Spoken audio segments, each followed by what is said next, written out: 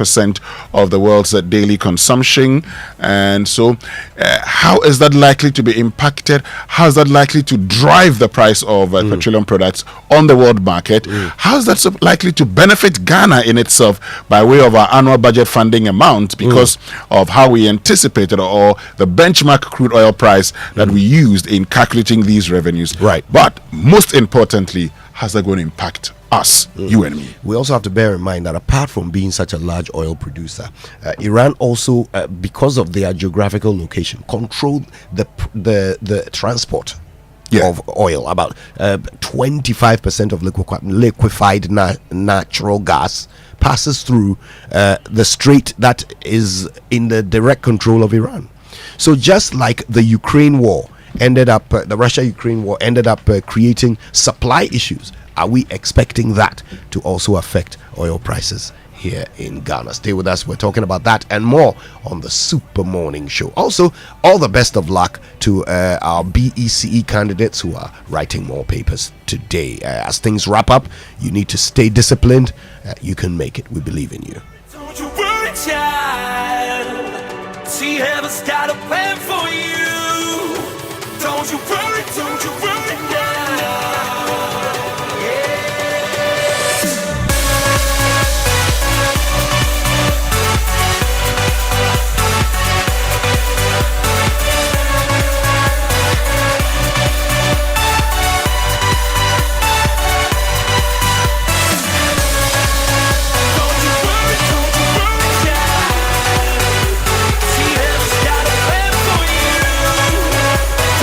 Joy 99.7 FM.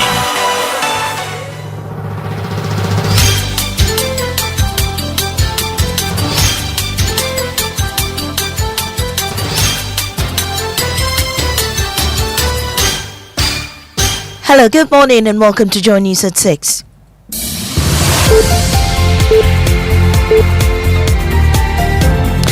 The news is live on Joy 99.7 FM, hits 103.9 FM in Accra, Love 99.5 in Kumasi, on all affiliates across Ghana. You also find us on myjoyonline.com, YouTube, X Spaces and Facebook. Coming up, Energy and Finance Ministries meet later today to consider urgent measures to mitigate the economic fallout from the Israel-Iran conflict as the Chamber of Oil Marketing Companies warn of fuel price hikes in the next pricing window. But most likely, the second part of the second window in June, things might change because of the war. I've asked our Minister of Finance and Minister of Energy to keep a close eye on the developments. Well, we have more as the Israeli ambassador to Ghana justifies their attack on Iran. I think the main criticism you have among the Israeli people is that maybe we needed to do it before, not to wait so much. We have details of that coming up. Also, wife of embattled former finance minister discloses that Ken Ofori-Atta will return to face the office of the special prosecutor when the time is appropriate, insisting he will not run away from accountability. This is not a Ken who runs away from accountability. He has not shied away from facing up to issues. In business, prices of petroleum products could drop below the 10 cedi range at the pumps in the coming days. We have more on the Joy Business Report. And later, Supreme Court nominee said Dennis J. Stokes' controversy with his comments on the death penalty by Ghanaian courts, insisting it is wrong. To give a judge discretion in the imposition of death sentence is in violation of Article 4 of the African Charter. These and more with me, Mamisi Nyamiche Thompson. Stay for details.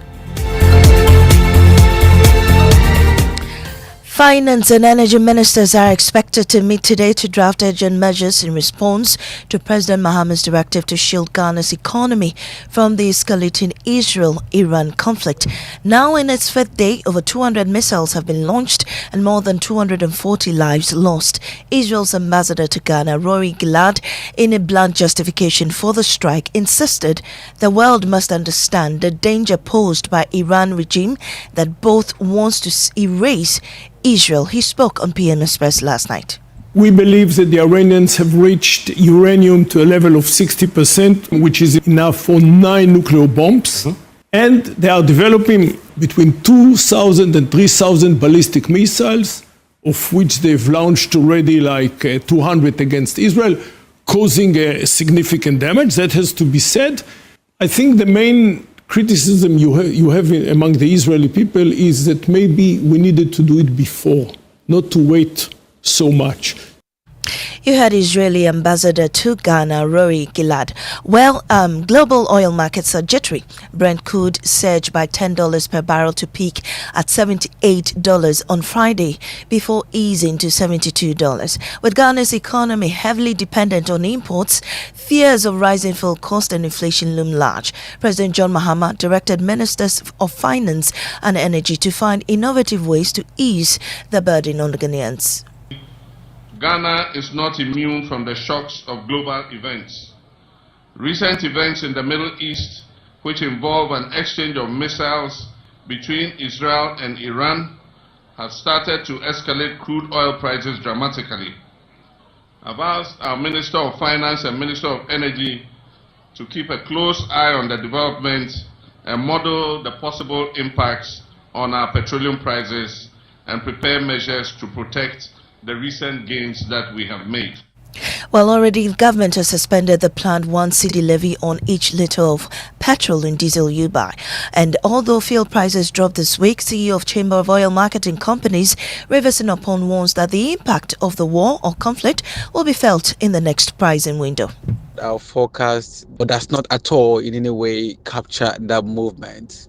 And this is the same reason why I say that when fuel prices are going up, we don't see the effect immediately in our pump prices in this country. For this very week, we're going to have a very cool price because we're going to sell old stocks that has been bought at a price, or probably people who have locked in products and paid for it. So we should not expect the hike effect on the pump price this week. But most likely, the second part of the second window in June, things might change because of the war. Moving on, wife of former Finance Minister Ken Ofori-Atta has disclosed her husband will face the office of the Special Prosecutor when the time is appropriate. Professor Angela Ofori-Atta spoke for the first time after Ken Ofori-Atta's surgery in the US.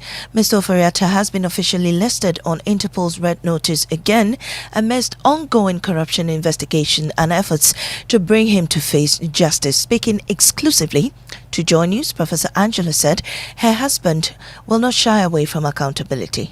He has been to Shraj, talked about his work. This is not a Ken who runs away from accountability. I ask the public to remember when they've heard him speak, he has not shied away from facing up to issues. It's amazing that we've had to deal with cancer in the last year. This is the process by which we have hopefully ensured that it doesn't spread. Well, she also provided update on his health status. He's doing very well, thank you. He's a real trooper. He's just sort of going through the steps of recovery, which the doctors expected. And we know that we have to make sure that his wounds don't get infected. Those are just sort of the things that one has to go through when one has surgery. The sample taken, it was clear that there was cancer in the prostate. And then the surgery was scheduled for June 13th. Professor Angela Ofori-Atta insists her husband will return to face the special prosecutor. I just want to leave you with the understanding that Ghana is home, and when their time is right, he can come. Does he accept, though, that this is simply the OSP trying to do his job to hold him accountable? No, I don't agree with you on that, because the man has been held accountable even during the time he was in government. He went on a censure. He has never not been accountable when asked. Now, Supreme Court nominee Sir Dennis Ejay insists the imposition of the death penalty by Ghanaian courts is wrong. Even though the law on the death sentence has been abolished, serious crimes such as high treason are punishable by death. Responding to queries during his vetting in Parliament yesterday, Sir Ejay said the provision is in violation of human rights charters signed by Ghana. Not give a judge discretion in the imposition of death sentence is in violation of Article 4 of the African Charter. Ghana is a signatory. That is why I am there as a judge. And we have found several of them against Tanzania. Tanzania is the worst offender. Then we have found some of them too against Benin. So if cases from Ghana happen to be there, we are going to face the same fate. We are going to lose. Also, Justice Senyo Jamefe has strongly rejected calls for the extension of the retirement age of judges at the Supreme Court. But, Madam, with all respect, of late, technology has made it such that what you need 60, 70 years to know, technology can make it available to you very early. So personally, my opinion is to keep it at 70. That is my opinion, not to 75. I want judges to retire very healthy, and then we can use them for other purposes like assessors. They can help the judiciary or the service in other forms like assessors to filter our cases. So I think we maintain it at the 70 as of now. That is my opinion.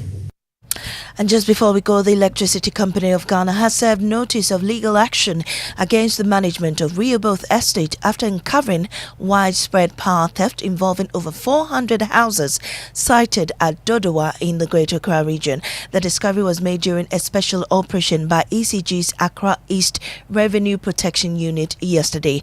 Accra East Revenue Protection Manager Eunice Nanajiman spoke to Journeys. What we intend to do is to disconnect them from the source, and then also we are going to give the developer an illegal connection notice to come to the office and officially apply for meters for these houses. We are going to prepare recovery bills and put on the meters and give to the developer for further attention. No courts. We will take this matter up at a different quarters. We will give it to our legal team to take it up.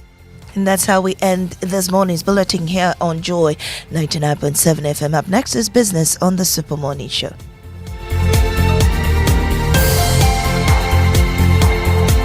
Oh, jump on now. Go. Google me. And what time when you come back, we are not hear the sound of your car? Why you buy new car? No, I not change my car. It be the same ride. It be the fuel way I change. Way one shouts it. Ever since I started using the all-new Excellium Premium Fuel, fortified with 3-in-1 action. Oh, Joe, now my car they run like electric car. No, it's so. This is the type of fuel where they want to. Because now engine they cost. Where they want for way if I buy it, it go protect my engine. And with the small way I buy, I go drive, sir. Absolutely. It's like strapping a turbocharger to your engine and giving it a protector. And what they bust my mind, Seth, be the 3-in-1 action, no? Excellium, they prevent up to 99% of deposit. It be anti-wear, some be anti-corrosion. Won't pay when I open them. Hey, so where can I find this magical fuel? Just head over to any Total Energy service station and your car will thank you. Hey, then make a finish my gobe fast, then rush go Total Energies. My friend, but why your hand my gobe inside? I give you info, make a fill the gobe too small. Go! Excellium is designed to protect your car engine, decrease fuel consumption, and lower CO2 emissions. Don't say fuel, say Excellium. Choose Excellium, choose quality. See, your rich auntie gets more from Absa. Your childhood friend gets more from Absa. Your favorite uncle gets more from Absa. Your roommates gets more from Absa. Digital solutions get more from Absa. Rewards be bring get more from Absa. 5-star treatment get more from Absa. Preferential rate get more from Absa. Easy banking and no ane Absa. Instant loans and no ane Absa. Bank papa party and no ane Absa. FTK account and get more from Absa. Yes! Join thousands of Absa customers enjoying priority treatment, preferential rates, amazing rewards, and seamless digital solutions to help you write the next big chapter of your story. Sign up for an Absa account today and get more. Your story matters. Absa. Let me share my experience with you at the new Aqua Safari Resort. When you arrive, you're greeted by warm smiles and introduced to your 24-hour butler who already has your itinerary sorted. Enjoy water sports activities like jet ski rides, kayaking, water sliding, flyboarding, and castnet fishing. You can even have your lunch here on the boat cruise. Let the tour guides take you through the sceneries of the mangrove forest, the friendliness of the animals, while you pet and feed them. We chose to have our breakfast with a beautiful sunrise right in front of our cabin. Visit Aqua Safari Eco Resort in Ghana, bringing you closer to nature. Reliable, check. Comfort, check. Strong, check. Tough, check. Tried and tested, check. Affordable. Check. Comes in so many colors and sizes. Check. Suitable for domestic and industrial use. Check. Choose quality, choose Syntex tank. Available nationwide and comes with 7-year warranty. And remember, Syntex tank is a caring brand too. Syntex tank is strong and tough. Day and night, power your life. Steady lights, not a future brighter. Pay small, start today. Find your comfort, the translate way. Doom so now it's thing of the past. Strong solar power built to last. Clean and green for a low price. Don't waste your time, call Translite. The bill go drop when the sun go rise. No more darkness, everybody shine. No wahala, no more stress. Brand new solar, only the best. Charlie, start today. Have your freedom, the Translite way. Feel the power in every ray. Fresh energy, the Translite way. With Translite Solar FlexiPay, you can get a complete solar power system for as low as 49,000 Ghana cedis. Call us today at 050-424-9229 or 020-654-2454. Translite Solar. Translite Solar.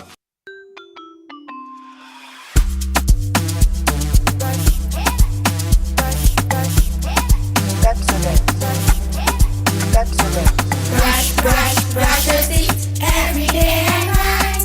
Up and down and all around. Brush like feeling bright. Brush your teeth. Brush with mom and dad. Underneath and in between. Brush the germs away. Pepsodent, cavity protection. For 10 times stronger teeth. This advert is FDA approved. Kojo, it's 3 a.m. What now?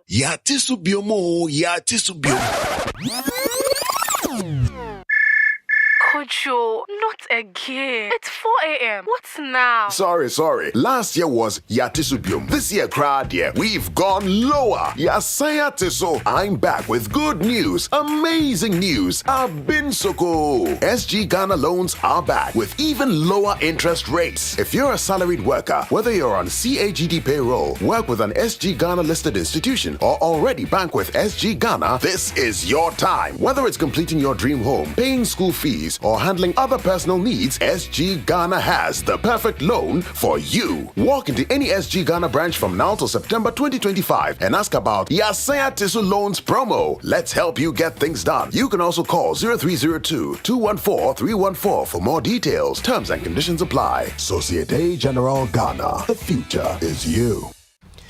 Agbavu. Hey, look who's back. Yes. After taking a break to celebrate his birthday last week. I wish my break had been to celebrate my birthday. It was not. And I ended up very, very sick on my birthday. Actually. Sorry about that. It wasn't a great birthday. Sorry. Well, yeah, God knows best. Hope you're better. Well, I'm getting there. Yeah. You can tell the voice is not back. I sound like a frog singing in stereo, but we will make it through. You'll be fine. Yeah. Vim Day. We will power through with Takashi. Just like the Supreme Court nominees. Yeah. Had so much vim yesterday. Powering through the vetting, huh? Yeah. What did you think? I mean, I've noticed that there's been a poll on there's a joint news poll. How would you assess today's vetting of Supreme Court nominees? Yes.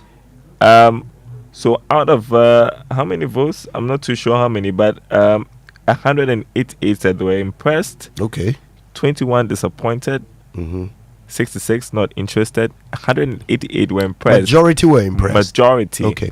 Now, I mean, yeah. I wonder. I could say close to 80%. I think were impressed. I wonder when people say they are impressed impressed by the candidates or by the panel?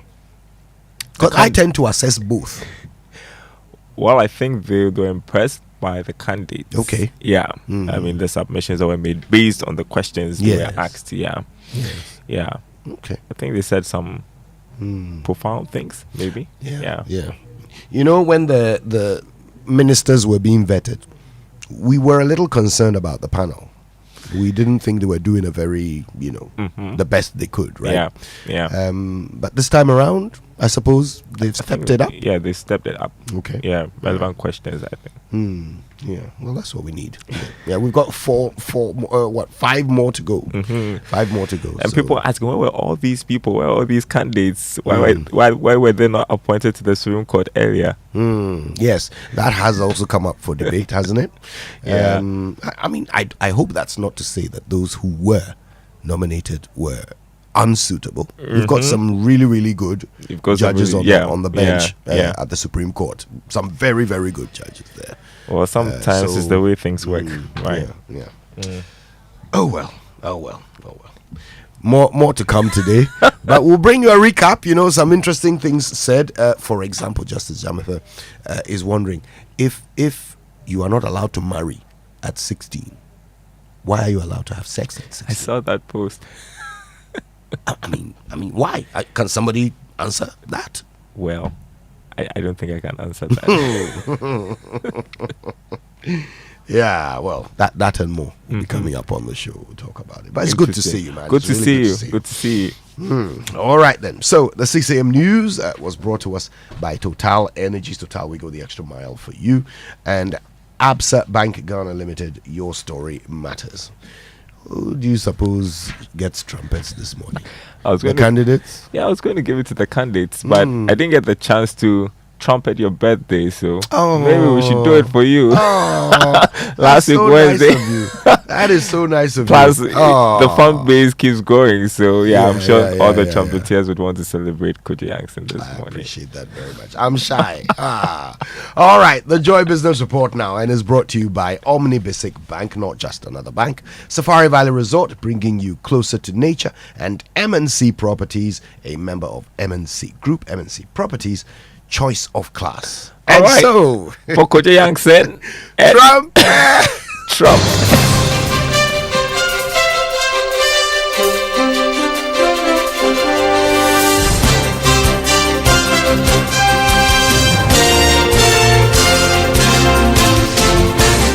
Kojo didn't allow me to give my speech, but that's okay. Welcome to the Joy Business Report. Coming up, rating agency Fitch upgrades Ghana's creditworthiness to B with a stable outlook due to significant progress made with external creditors on debt restructuring. Also coming up, prices of petroleum products could drop below the 10 cedi range as some companies move to make their products the preferred choice for consumers. Plus, some domestic airlines announced reduction in fares due to cedi's appreciation against the dollar over the past months. Details coming up.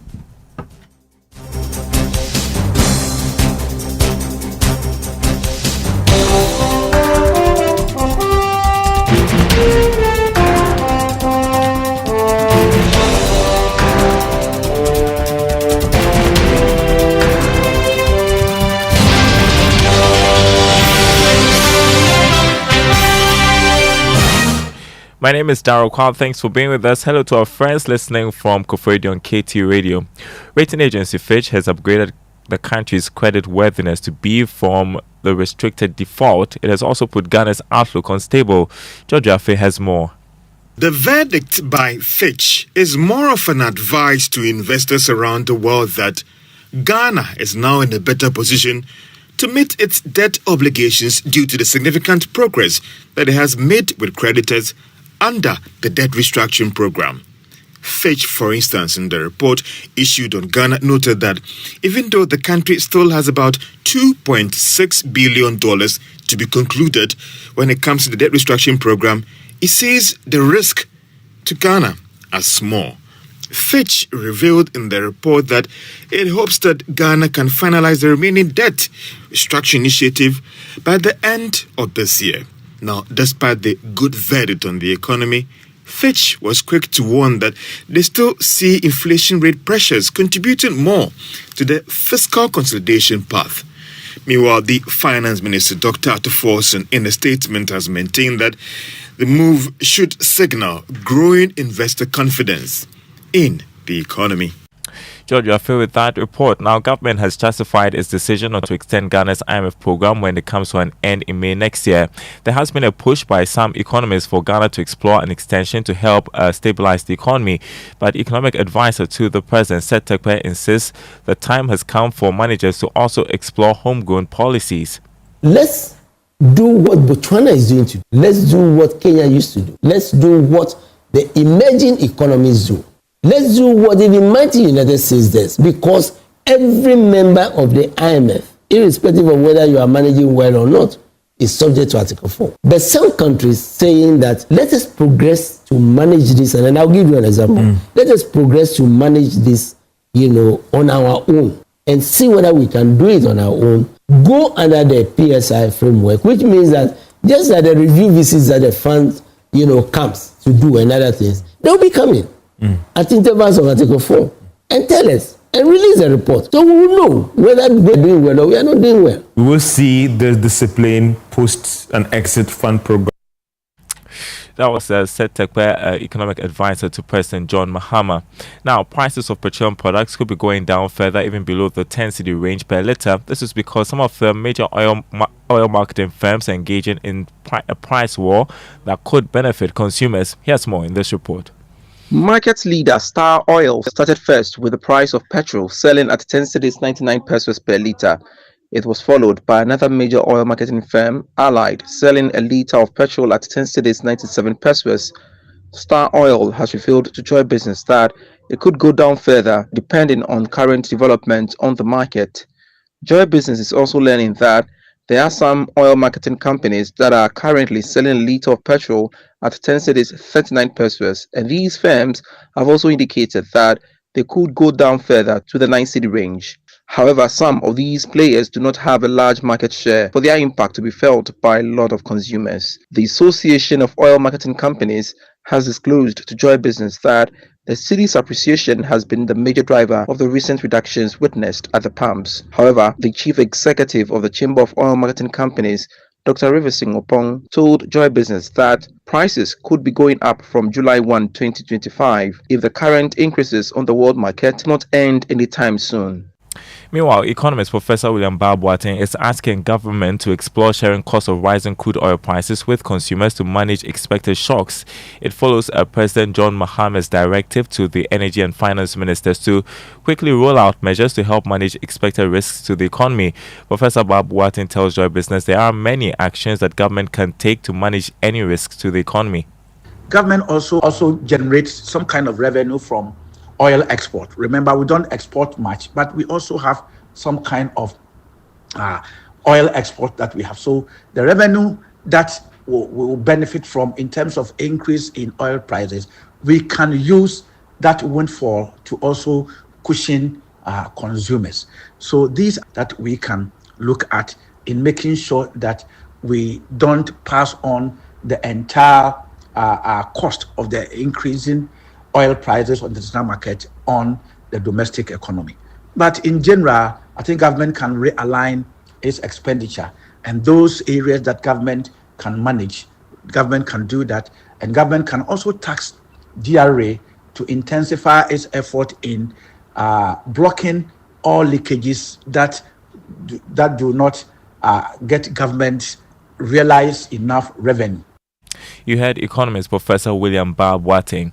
In other news, some domestic airlines have announced that they are reducing fares due to the cedi's appreciation. Carrier Passion Air has taken the lead, offering 10% discount on all tickets purchased starting today. More in the following report.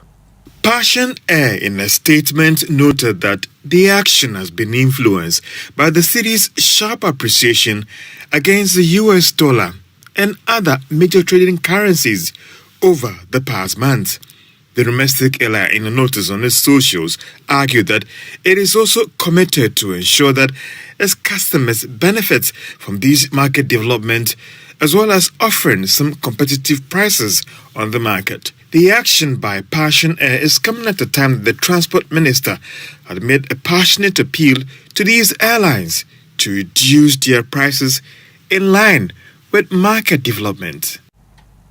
Now, finance professor at Andrews University in the US, William Swipra, says it is time to keep the exchange rate very stable for the long term to enable businesses plan. He made the suggestion following President John Mahama's announcement that government expects the exchange rate to stay within 10 to 12 cedis to the dollar. Speaking to Joy Business, Mr. Swipra said the Bank of Ghana must use the next quarter of the year to clearly communicate to the market to ensure price stability. The aim of the central bank is to be able to ensure price stability. And price stability is achieved when your exchange rate is stable. You see a stable exchange rate, not volatile as we've seen in the last 1.5 months. So, as I said, the central bank may have to find equilibrium at which level of price in terms of exchange rate with our currency. Can we ensure that our inflation is stable or goes down, and then also be able to also manufacture and export? Then we must find equilibrium, and that's why I'm sure the monetary policy team and then the central those in the financial sectors regulation are trying to ensure that this is achieved. Associate Professor of Finance at the Andrews University in the US, Williams report there. Now, the Chartered Institute of Accountants Ghana has begun processes to infuse artificial intelligence into the regulation of accountants in Ghana. The move is part of initiatives by the institute to align with global trends. Chief Executive Akwesi Agyemang disclosed this to Joy Business after a health walk and fun games to begin the Accountants Week celebration. Whether we like it or not, that is what the order of the day. Artificial intelligence is about everything in the world, everything about humanity, including professional bodies. Accountancy profession is also impacted with digital space, digital platforms, and AI being the new thing across the globe. We cannot do without getting into AI. So what we plan to do during the conference is to unwrap AI, delve deeper into AI, and then also drawing the accountants' attention to what AI is offering.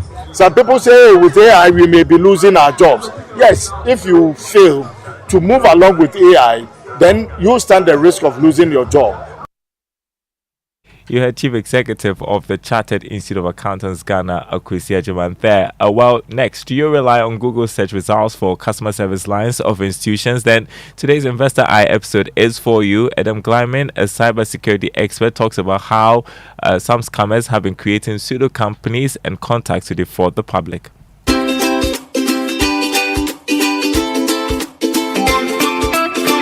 Fraudsters now use Google search engine optimization manipulation to push fake numbers and websites to the top of search results. People think they're talking to legitimate company reps, but behind the scenes, it's a fraudulent criminal ring. They sound legit. They'll offer you a very convenient service or delivery model, then ask you to send money for payment. It usually feels routine until you make payment and get that sick feeling in your gut that something is wrong. Don't trust the first number or company website on Google. Stay vigilant all the time. Use official company service center and delivery channels and apps, and never make payments without verifying the source. For example, you can also verify the name on the mobile money wallet to confirm. Stay sharp, stay secure.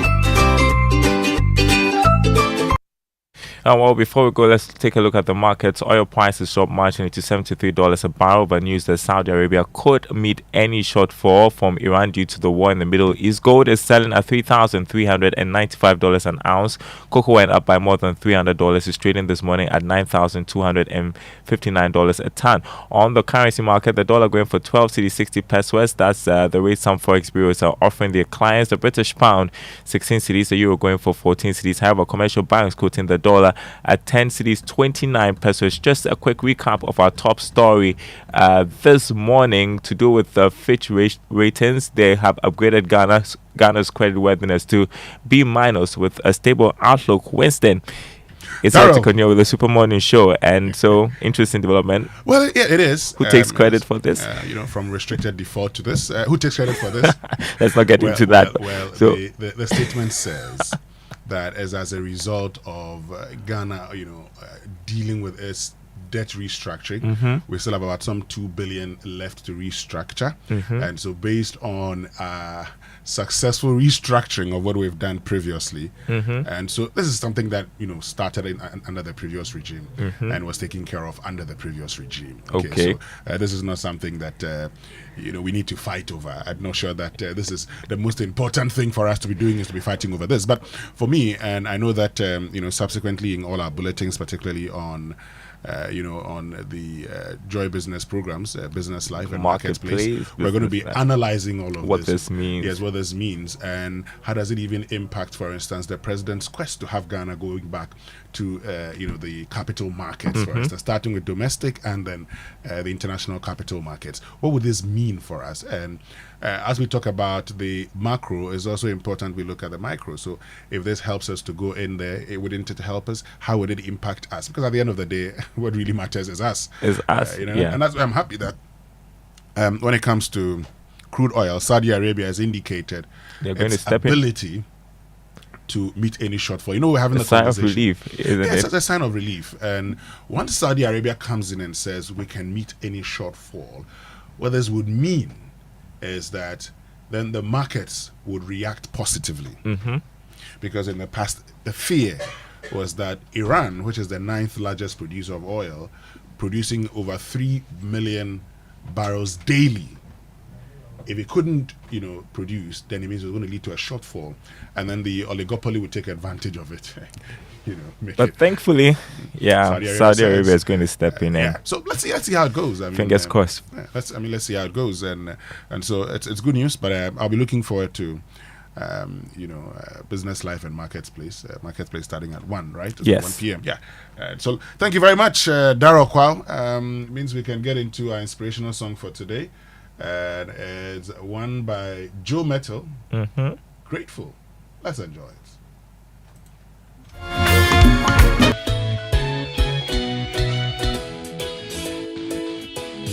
Wake up to joy, joy, joy.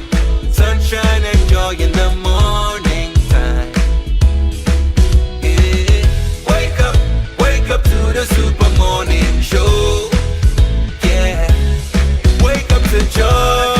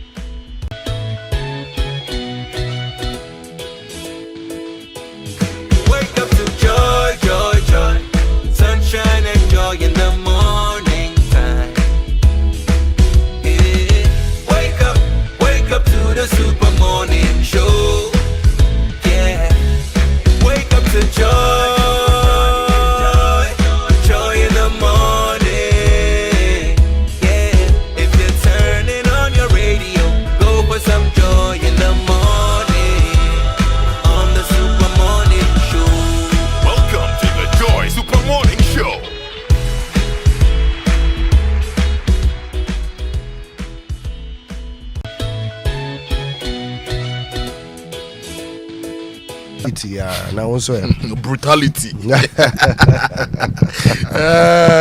Brutality. Wow. Today, one of the LPMs we read on the show, I'll make use of the LPM because we're so many Kev. It's 10 then. It's 10. Oh, okay. So yeah, brutality. today is what? The 15th? 17th. 17th. Hey. Yes. It has curved more than I thought. We are halfway to our next salary and halfway away from the last one. Brutality. You're taking us back. Why you don't want the month to end? I want it to end. But Kojo, this morning at the Grand Arena, Accra International Conference Center, the Ghana Automotive Summit, happening live. 10 a.m. live. And so you don't, you have to be there. Okay. Go and see how you can purchase vehicles, brand new vehicles, at the price of used vehicles. just go and check how you can get brand new vehicles. Add that a lot of the vehicles, in fact, most of the vehicles are assembled right here in Ghana. Yeah. And as for me, the joy is that if I get money, when I get money, I want to go and sit at the assembling plant. And they will assemble the car. While you are watching. Then I take it home. That's straight away. I saw this 5-ton truck and 1.5-ton truck by one of the companies that is assembled here. I tried to compare with the second-hand ones we import from the other countries. When I put the cost of buying that vehicle and shipping and the duties, it was almost 50% more than what I would get for the brand new here. That's true. Yeah. Because, I mean, you're buying pickups for, say, over 200,000 Ghana cedis. You ship it into the country, you're paying duty, same. That's about 400,000. That's who, that's second hand. Yeah. Meanwhile, you could get a pickup for less than 400,000, locally assembled here. Brand new. Yeah. So let's meet at the Grand Arena Accra International Conference Center and have that conversation. Let's get into our Drive Safe campaign. It's brought to you by Joy News and Multimedia Group, supported by Toyota Superior Quality. Avoid all distractions, keep both eyes on the road and hands on the steering wheel. Be visible, drive with your lights on. That's how you ensure your safe arrival. Today, my tip is not for drivers and car users. My tip is for other road users, especially those who go out in the night and in the morning to walk and to exercise. Please wear reflectors, because I've noticed that a lot of them wear darker clothes, black, brown, and all those things without reflectors. And the fact that most of our streets are not well lit and it's been raining these days, visibility is not as good. Yeah. And some of them try to cross the road, and this morning somebody nearly knocked someone down. So please, if you are going to go out in the night to jog, to walk, for a walk, to ride your bicycle, anything, if you are going to do that at dawn, wear reflectors so that you will be visible. You keep yourself safe and you keep me safe as well on the road. Yeah, they are not expensive. They are quite easy to find as well. You can get yourself, either a vest or a band that has a reflector on it. You can put it on your ankle or your arm, and the headlights of the oncoming traffic will pick you up and you'll stay safe. Great. Let's learn how to say it right now. And that's brought to us by Kingdom Books. At Kingdom, quality and affordability are their hallmarks. And Societe Generale Bank Ghana, the future is you. Something must be done. You say either, I say either. Here is a new word for Tuesday: jejune, which means naive or superficial. It can also mean dry, boring, or lacking ideas when used to describe literature or academic work. Such a pretty word though, isn't it? Jejune. Jejune. It has rather interesting origins too. Jejune traces back to the Latin word jeunus, spelled Jeujunus, jeunus, which meant fasting. In some contexts, it also means barren or empty. But wait, what has barrenness got to do with naivety or a lack of ideas? Well, I guess that's the interesting part. Some public figure in ancient Rome used jeunus in a clever turn of phrase to describe someone's work or ideas as being empty, and it just caught on. Soon it evolved into an adjective for everything vapid, empty, shallow, hollow, banal, arid, bland, flat, dull, sterile, inane, innocuous, insipid, trite. Lots of synonyms for jejune, especially if you don't want to be jejune. And that is how you say it right.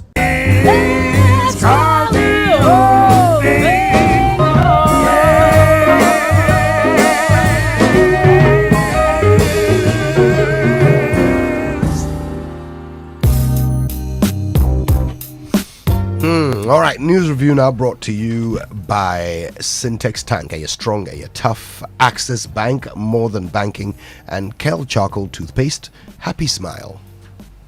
Let's start with the Ghanaian Times. There is a sad story from my home region, Sunyai.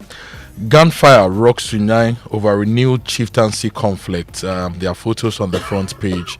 Doesn't look good.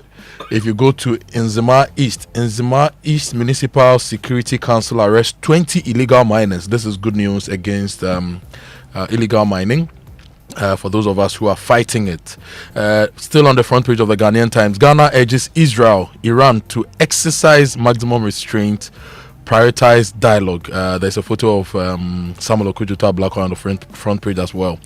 SC nominee justifies establishment of public tribunals. This morning we'll give you a lot more on the Supreme Court vetting and the related matters. Justice Senior Jamefe, Justice Ejay and the others here on the Super Morning Show. And FNB received $35 million capital injection to accelerate growth and lending capacity in Ghana. If you go to the back page, scale up investments in soybeans production to drive economic growth. This is Professor Ejay Insia, and this is a very big call Prof is making, because we import a lot of edible oils. We can grow more soybean and have more soybean oil, use it to do in cocoa and ketinketi and feed our livestock and change the face of agric. And Prof Ejay is asking us to do more in the soybean space.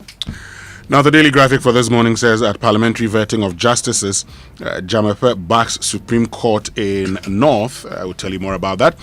Teachers aiding candidates to cheat in BEC Waring.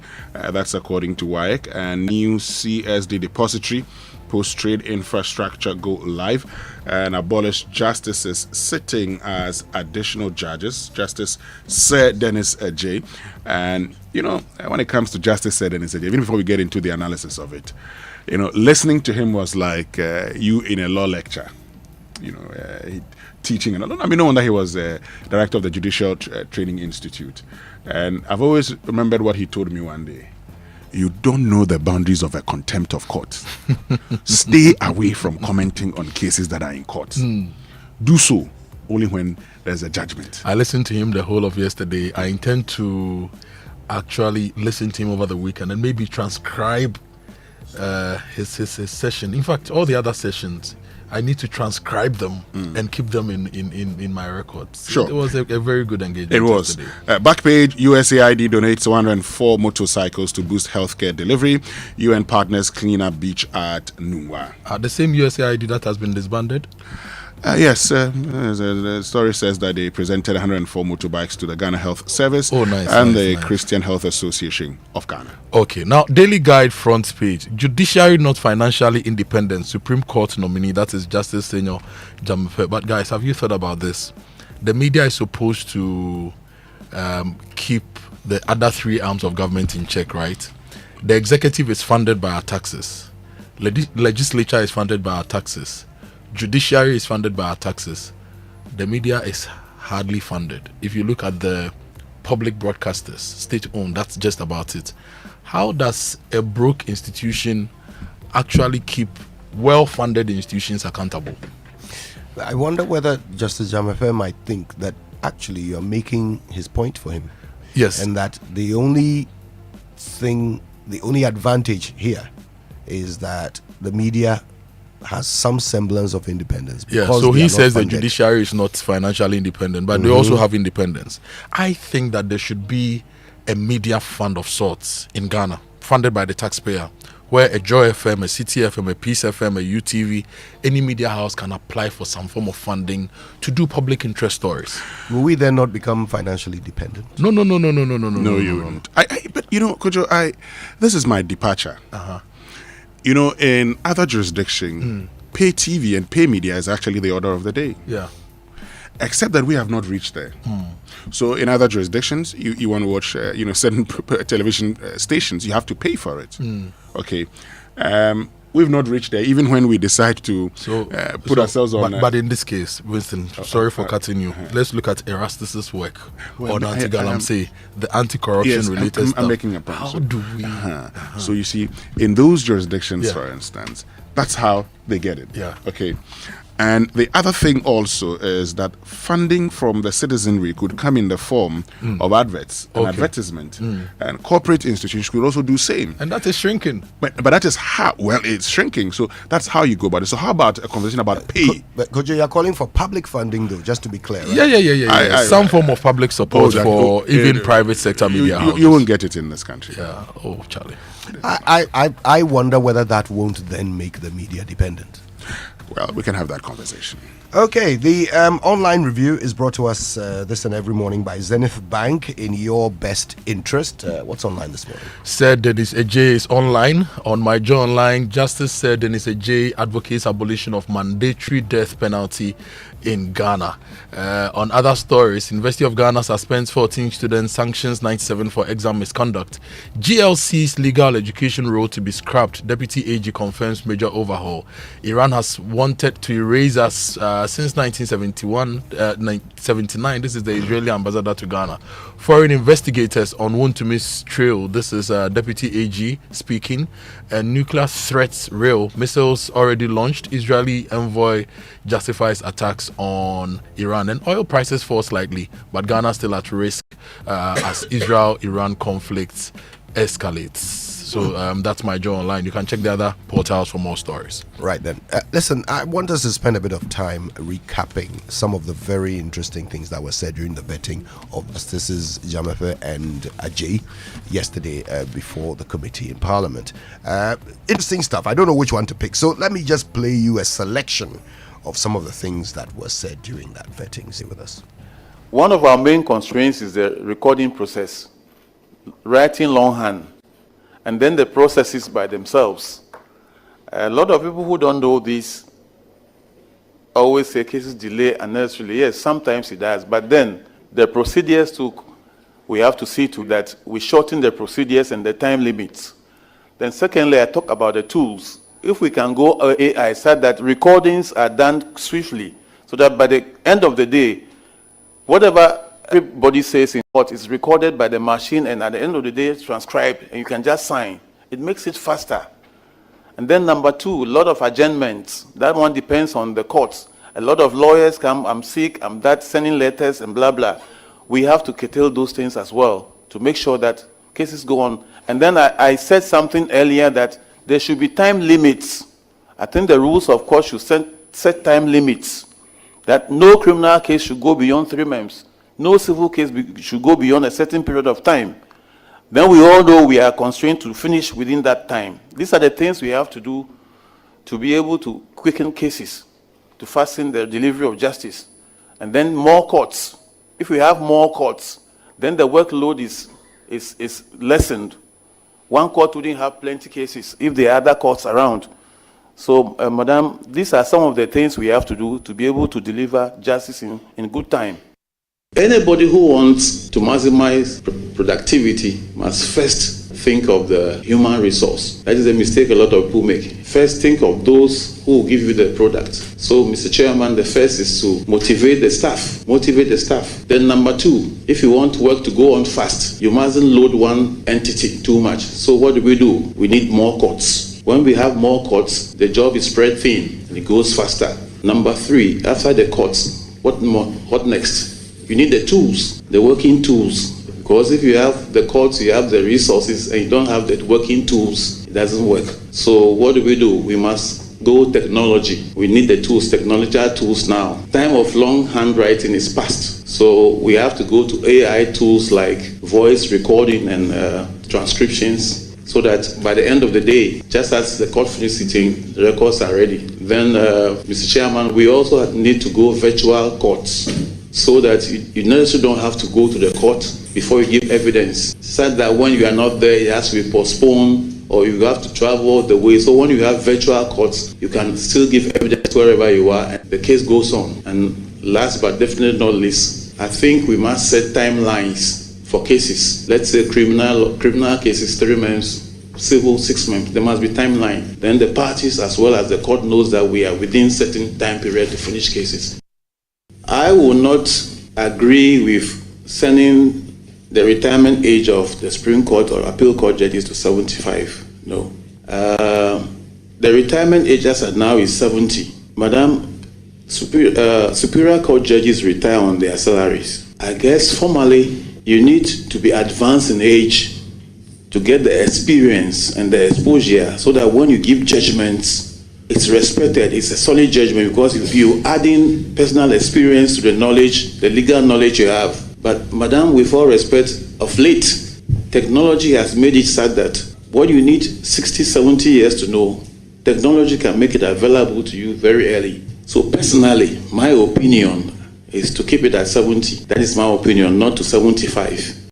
We as judges interpret the law. The laws you make. If you change the laws, we interpret it accordingly. The prosecutors come to ask for remand because they have not finished with investigations. Madam, you can't ask the people to go home. You remand. But like you are saying, of course, it must be reasonable time. So until the laws are changed, there's nothing the judges can do, please. So we are waiting for you to change the laws. Then, for example, the penal system, we are looking up to you. If you change it, fine.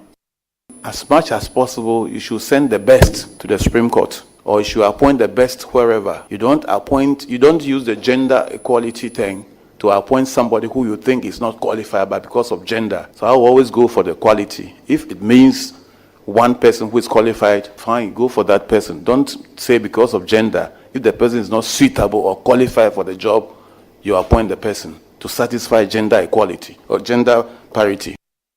As judges, we base our decisions on the evidence and the facts, not on friendship. So if I have fallen on somebody to press something, not for me, but for the association, I was talking for the association, and that person appears before any court, not necessarily my court, the decision will be based on the facts and the evidence, not because of an association. Ghana, we have the Communication Act. The Communication Act has criminalized some acts. Because, for example, if you want to expose the nudeness of somebody, you are saying something that is prejudicial to the security of the state, and you do it on social media. If you do it in the country physically, it is an offense. And therefore, if you do it on social media and it is an offense, it is not an extension of anything. Assuming it is not an offense if it is done within the jurisdiction, and you do it on social media, and we are criminalizing it, that one, it will be wrong. But if you do it in Ghana, physically, it is an offense. So wherever you do it, it should be an offense. When we talk about the absence of the president, there is something in interpretation which we call capping legitimacy, meaning that whenever you are interpreting or wherever you are providing events, it should end somewhere. So here, if you look at the intention of the lawmaker or the purpose of the law, at any point in time, one of the three must be in Ghana. You cannot extend it to the Chief Justice because the law does not say so. If you go to Article 57, precedence, where the law wanted to say so, the law said that precedence, in the absence of the president, it is the vice president and speaker and Chief Justice. That one is about precedence. So my simple understanding is that it is to give legitimacy and to end the cap. So the cap has been fixed, the three. Because why do you go? So in that sense, you will also go to say that in the absence of the Chief Justice, then in the absence of that person, then what is the essence of providing for leadership in your country? The legal education in Ghana is confronted with multiples of issues. Initially, we had it only at Makola, but we had emerging universities. So the students were not getting admissions. Then it was decided that we should have two campuses. Then we have Gimpa and Kumasi. Still, there is an issue. The issue about admission, even though last year the law school tried to admit about 1,400 students. But how many students are turned out from the universities every year? So at the end of the day, if you look at those who sit for the entrance exam, you may get about 3,000, 4,000, and the school can take only about maximum 1,400 students. Why don't we allow some of the schools to do the bar, and we use the law school as we use the law school as examination center, accreditation, monitoring and evaluation, and other departments to ensure that the integrity of legal education is not compromised. So we can have it. Why should we at this modern age talk about witchcraft? It has become outmoded, and the only country that I've seen it in their statute is Tanzania. And whenever it comes before the African court, we condemn them. We find them to be in violation of it. Then we talk about child marriage. Why can't we wait for the child to get education, to learn trade, so that in future, even if there is dissolution of marriage, the child can survive. Now the person is 14, 15, but there is a gap between our law. So if you are of 16, that means the person is 16 and the person voluntarily have sex. That one, you cannot blame any of the parties. But the person cannot marry until the person attains 18. So at 16, you can have sex, but until 18, you cannot marry. What happens within that period, the gap? I believe in future we can fill that gap. If you cannot marry, don't have sex. So why can't we make it straightforward 18 years? So those were voices of the various Supreme Court justice nominees at their vetting yesterday in Parliament. You heard that of Justice Senior Jamape, you heard that of Sir Denise J, and we'll bring you a lot more later on the show. But the BBC News, remember, is brought to you by Fidelity Bank. Believe with us. We'll bring you the BBC News, but later on the show, we'll discuss some of the things that the justices said in Parliament, and then we'll bring you some more angles of what happened in Parliament yesterday. So stay with us. We'll bring you the BBC News now, brought to you by Fidelity Bank. Believe with us. It's the most action-packed breakfast show in town. The hottest music, the best giveaways, the great interviews, and all the laughter and fun you can imagine. Don't miss the Super Morning Show on Joy 99.7 FM. It's the best breakfast show in town. Business Daily is in 30 minutes. Malaysia is caught right in the middle of the US trade war with China, serving the highly contentious semiconductor industry in both countries. How can it play both sides, I wonder, and avoid tough trade sanctions? This is the BBC World Service, the world's radio station.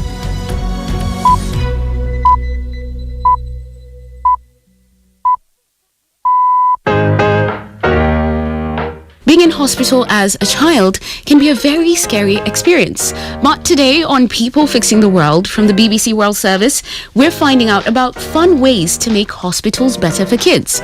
First, a hospital in Scotland where sick kids are regularly visited by clown doctors. Theo's not got much else, so when they come in, I know that doesn't seem a lot to you, but to us, he was really enjoying that. And as you can see, he's still quite hyper now because he's just had them in. Then we head to the US to meet a surgeon who's made a video game to help young patients feel more comfortable. I put little animals and have a scavenger hunt that is find Kelly the cow who is in this, so that kids can navigate the hospital and learn the hospital. I'm Myra Anubi, and I'll be back with more on People Fixing the World right after the BBC News. Hello, I'm Maura Alderson with the BBC News. President Trump has left the G7 summit in Canada early because of the crisis in the Middle East. Before his departure, Mr. Trump and fellow G7 leaders issued a statement asserting Israel's right to defend itself and naming Iran as the principal source of instability and terror in the region. Our correspondent James Landale, who's at the summit, says sanctions on Russia will be at the top of the agenda on its final day. There will be a discussion about sanctions today. There's likely to be new announcements of sanctions by some of the European nations and the Canadians, possibly involving discussions about reducing the price of oil that Russia can get for the oil that it's selling on the global markets. But the problem is that one man will not be sat around the table, and that's Donald Trump. And that means that if the Americans are not involved in any of those sanctions discussions or the imposition of them, they inevitably will be weaker. Meanwhile, the Israeli military says it conducted extensive strikes on military targets in western Tehran overnight. Explosions were reported in the Iranian capital on the fifth day of the attacks. Prime Minister Benjamin Netanyahu said Israel's campaign was exposing the weakness of the Iranian regime. Meanwhile, Iran also fired missiles at Israel overnight. From Jerusalem, here's Hugo Bishega. Sirens sounded again across the country with another wave of Iranian attacks, and at least there's been one reported hit in central Israel. These attacks this morning followed overnight attacks. There were 2 waves of Iranian missiles as Iran continues to respond to these Israeli airstrikes. And the attacks that happened overnight were less intense than the previous nights. There were no reports of direct hits and no reports of casualties. In the last few minutes, the Israeli military has announced it's killed Iran's top military commander. Israel says Ali Shadmani was targeted in a strike on central Tehran. He was only recently appointed to the role after his predecessor was killed in Israeli strikes last week. Ukraine's interior minister says 14 people have been killed in Kyiv and more than 100 have been injured in a Russian drone and missile attack overnight. Ihor Klimenko said residential buildings, educational institutions and critical infrastructure were damaged. Joel Gunter reports. The early hours of this morning in Kyiv began with a familiar sound. Sirens, followed by loud explosions and the rattle of machine guns. The blast came from Russian airstrikes launched at the city, the machine gun fire from Ukrainian air defense units trying to shoot down the drones. It seems as though a significant number got through. The Ukrainian military says at least 14 people were killed and dozens more injured. Russia has intensified its air attacks against Ukrainian cities in recent weeks, with a tactic of sending large waves of drones and decoys to overwhelm Ukrainian air defences. BBC News. A new study of how people across the world access news has identified a marked shift away from traditional media towards platforms such as YouTube, TikTok and X. The research by the Reuters Institute found that social media and video networks had now become the main source of news in the United States, overtaking TV channels and news websites for the first time. A medical trade union here in Britain says the growing number of patients filming their treatments for their social media accounts could be putting lives at risk. The Society of Radiographers says taking photos or video in hospital could distract staff and that sharing material also risks accidentally exposing the private medical data of other patients. Data shared with the BBC by World Tennis's governing body and other agencies involved in the sport has revealed that last year angry gamblers were responsible for around 40% of detected online abuse aimed at players. Female stars in particular have reported increasing volumes of digital abuse. The British player, Katie Boulter, said that she'd been targeted on numerous occasions. Laura Scott reports. Boulter said it's hard to differentiate between serious threats and baseless ones. She said, you really don't know if this person is on site, if they're nearby, or if they know where you live. During 2024, 458 tennis players received thousands of abusive, violent or threatening public messages. The tennis authorities are now calling on the gambling industry to help tackle the issue. The Betting and Gaming Council said social media companies need to take swift action against users. A popular Mexican band under investigation for allegedly glorifying a wanted drug lord has released a new song warning of the dire consequences of drug trafficking in a bid to clear its name. The group, Los Alegres del Barranco, sparked anger in April after displaying images of the notorious gangster Micio Oseguera during a concert. BBC News.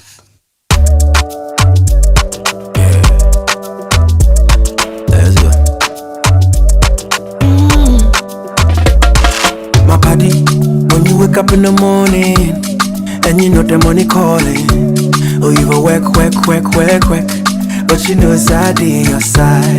If I believe with us, if I hold my hand and believe, oh, cause you know it's out on your side. And when you dream, no say I live for you.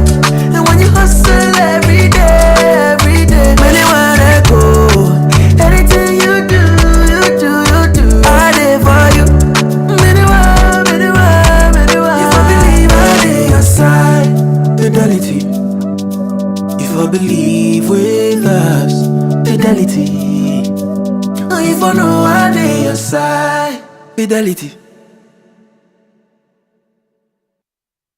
Imagine waking up to serenity every day, surrounded by nature's beauty and luxury at your fingertips in a gated estate you can be proud to call your home. Welcome to Western Villas, located at Mensa, where our stunning homes redefine elegance. At Western Villas, each home is a masterpiece, designed with precision and love. From swimming pool, gym, playground, beautiful landscaped gardens and private balconies, making every day feel like a retreat. We also have executive plots for sale at McCarthy Hill, strategically located and offer unparalleled views, easy access to amenities, and endless possibilities for executive living. With just 5% deposit, you can reserve your space. Contact us today to learn more about our luxury homes at Mensa or executive plots at McCarthy Hill. Call us now on 0536 502295 or visit www.westernvillas.com for more information.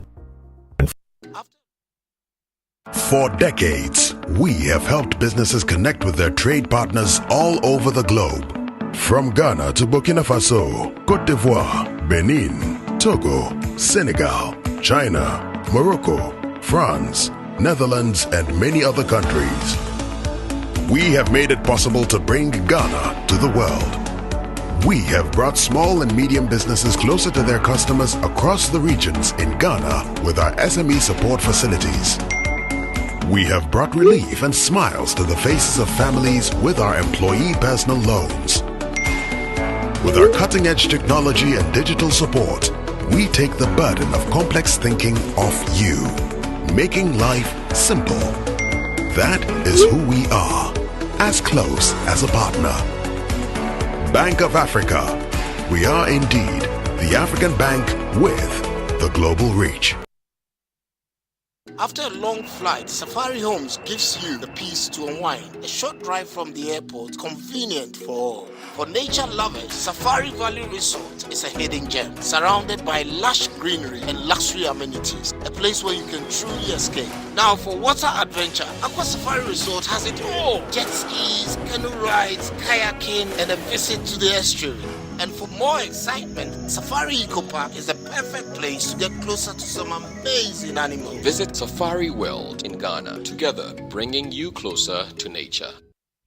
If you have 250 Ghana cedis right now, it can do wonders for you. Chairman, Fabeji, it could turn your tears into joy in the Access Bank Fakitwabeji Kesia promo. Madam, Fabeji, it could get you up to 50,000 Ghana cedis cash prize. Business owner, Fabeji, as a student, make transactions with your Access Bank card, and that could get you Spotify and Netflix subscriptions, PS5, iPhone 16 Pro Max, and more. This be out of class senso. Fabeji, you see what 250 Ghana cedis can do for you? And Gasakra. Fabeji, it's the Access Bank Fakitwabeji Kesia promo. Deposit a minimum of 250 Ghana cedis and its multiples in your new or existing account and be on your way to winning a share of the 580,000 Ghana cedis in cash prizes and other amazing rewards. The more you deposit, the more your chances of winning. Promo runs from now to September 2025. This promo is in partnership with NLA on the Caritas Lottery platform. Terms and conditions apply. Access Bank, more than banking. Coffee in your cup. Enjoy on the set. The Super Morning Show is always the best. Wake up to joy, joy, joy. Sunshine and joy in the morning time. Yeah. Wake up to the Super Morning Show. Yeah. Wake up to joy. Joy in the morning. Yeah.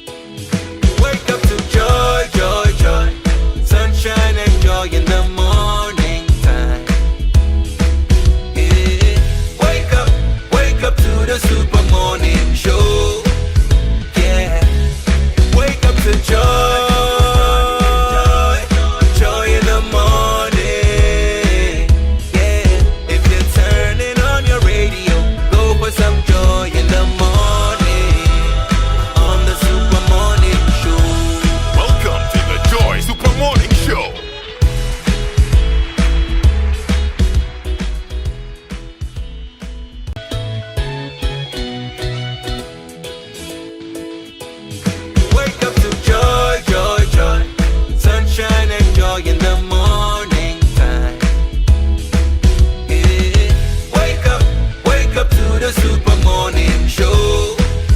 Yeah. Wake up to joy. Joy in the morning. Yeah. If you're turning on your Israel is getting into it with Iran. And implications are expected all around the world, especially for fuel prices. Well, our very own president has been talking about it. Here's what he had to say. Despite the work we have done in stabilizing the economy, Ghana is not immune from the shocks of global events. Recent events in the Middle East, which involve an exchange of missiles between Israel and Iran, have started to escalate crude oil prices dramatically. I've asked our Minister of Finance and Minister of Energy to keep a close eye on the development and model the possible impacts on our petroleum prices and prepare measures to protect the recent gains that we have made.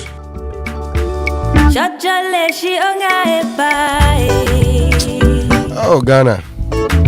So we dear, just external shocks, no matter what, we will be affected. Well, I mean, Kojo, however, the president probably preempting what could happen. But watch this carefully. At the time the president was talking, the price of crude oil on the world market had increased to around 74. It started by going to 73, 74. And the general concern was that this could actually get to probably 75, 6, 7, 80. And if that got to 80, what it meant was that, all the gains we had made, because, the fuel price reduction that we experienced was done at the time that the price of crude oil on the world market was around $64, $65 per barrel. But this is it. Today, Saudi Arabia says it can actually deal with any shortfall that may arise from the Israeli-Iranian conflict. Watch this. Saudi Arabia is the world's second largest producer of oil. Okay, the United States produces about 22% of the world's total crude oil. Saudi Arabia about 11%, followed by Russia, also 11%. So Saudi Arabia over 11 million barrels daily. So if they are able to deal with the shortfall, then it means you may not have enough problem. However, there's another challenge. That Strait of Hormuz, where, between the Persian Gulf and the other Gulf, is actually where a lot of these fuel tankers is a transit point for fuel. 25% of LNG, 1/3 of all fossil fuels. So it's a major transit point for fuel. Now, if that is affected, then we are in for trouble. But if that is not affected, then the assurance by Saudi Arabia is enough.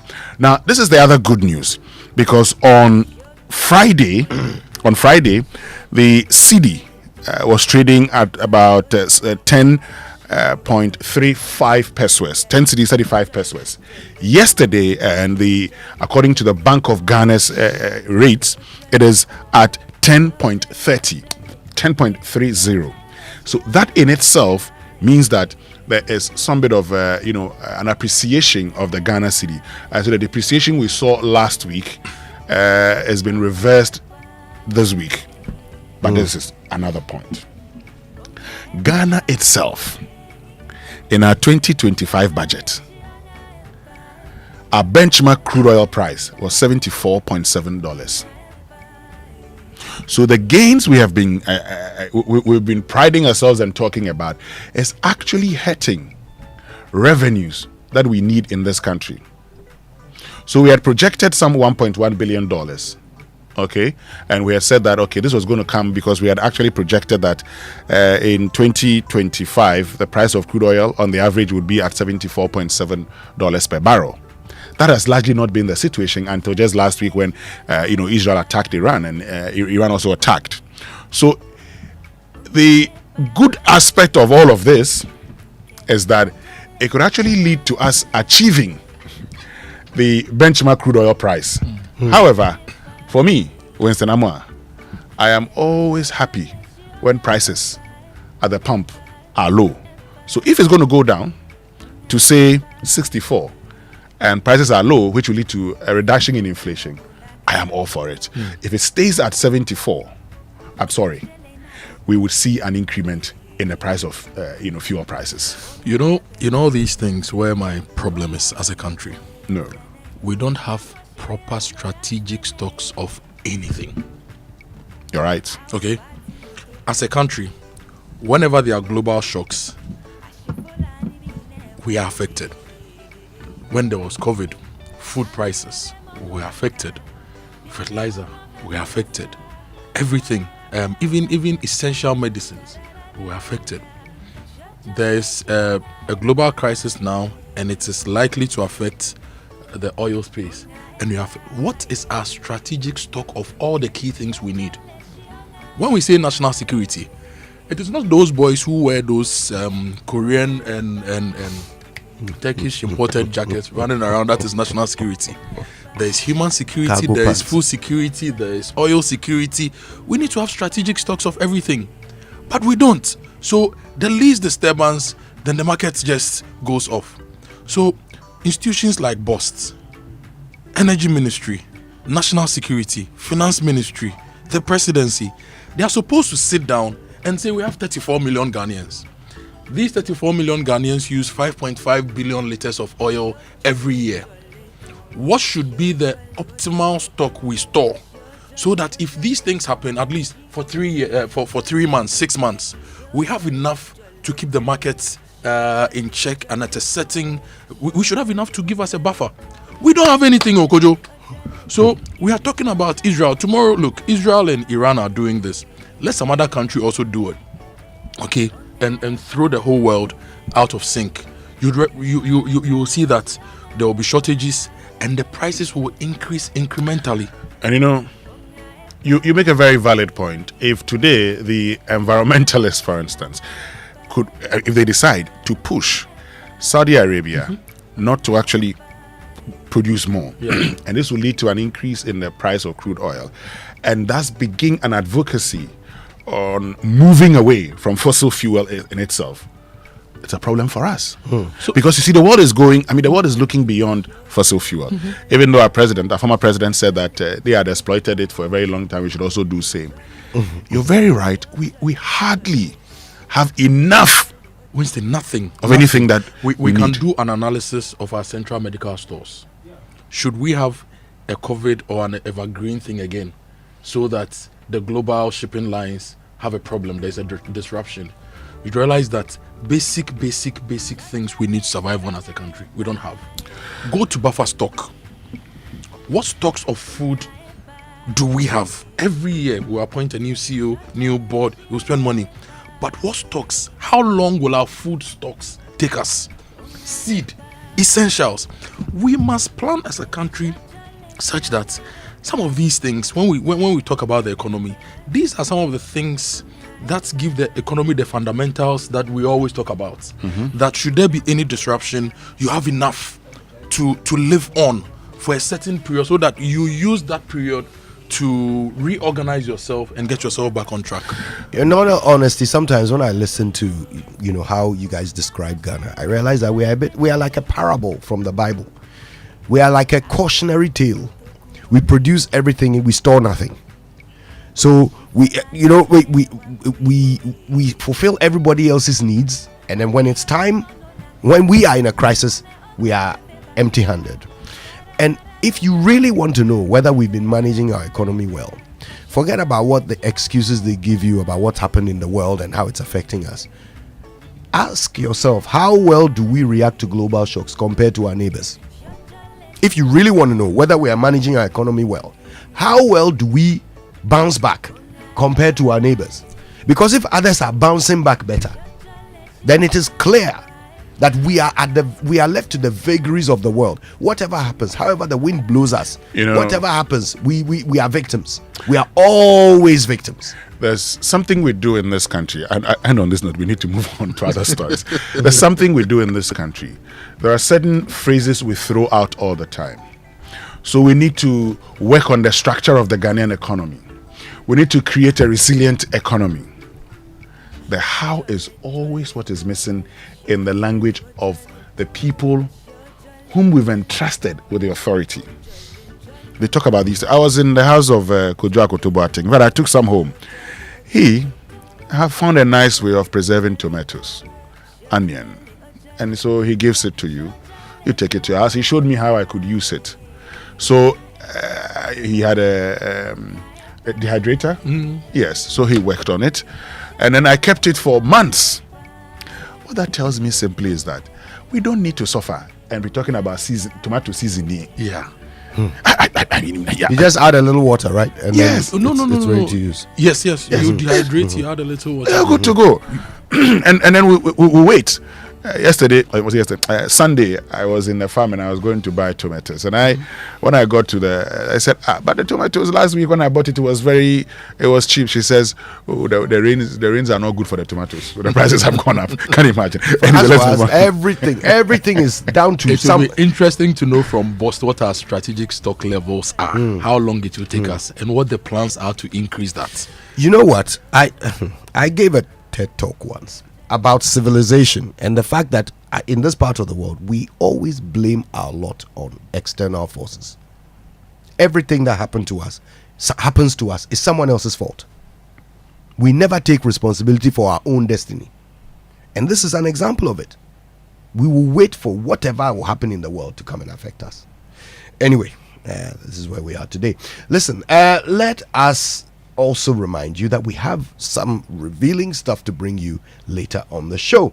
For the very first time, I believe, since this whole Ken Ofori-Atta situation with the OSP began, we've heard from his wife, Professor Angela Ofori-Atta. She spoke to our very own Evans Mensah last night and had a lot to say. Listen to this. The Ken that we all know does not run away from accountability. We know that through the censure, he talked in the public about his work. We know that he has been to Shraj, talked about his work. This is not a Ken who runs away from accountability. So I ask the public to remember when they've heard him speak, he has not shied away from facing up to issues. As the wife of a man who's not been well, I myself don't understand how a prosecutor would do a red alert or cause a red alert to be done over someone who's constantly told you where he is, constantly told you what he's dealing with. Could he have come, take and answer the questions and gone back? Would you, if you had cancer, would you leave it and go and meet an investigation when you're not 100% yourself? Yeah.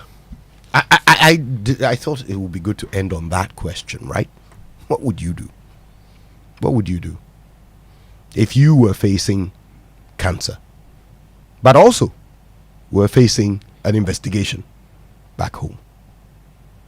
What would you do? What would you advise your husband to do if you were in the shoes of Professor Ofori-Atta? What would you do? Well, it's a new dimension to the conversation, but I think you should hear everything she had to say. It was an extensive interview Evans did with her last night, and you really have to stick around because we'll bring you the whole thing. You hear every detail of what she had to say, but already sparking conversation, right? Yes, and look, this whole issue, and we've talked about it already. I agree with Martin Kpibu when he says that we could have used at the time, somewhere in February, March, we could have used a mutual legal assistance. Whatever it is, also, you can understand where the OSP is coming from. So, if you're going to do a biopsy in March and you created the impression that it was, a major surgery, at the time you realized it wasn't a major surgery, could you have come down, to engage? Long and short of it is that at some point in time, these two must, Ken Ofori-Atta's team, well, they've appealed to Interpol. Let's see what comes out of it. Yeah, but we'll be taking your views on it as well. And I think that last question that Ms. Ofori-Atta asks is the one that I want to hear your answer to. What would you do? What would you do in their shoes? Talk to us. Use the hashtag JoySMS when you post on X, and of course you can send them through to us on WhatsApp 055 1111 997. It's the Super Morning Show. We'll bring you the full interview in due course. Stay with us. Wake up to joy, joy, joy, sunshine and joy in the morning time. Yeah. Wake up to the Super Morning Show. Yeah.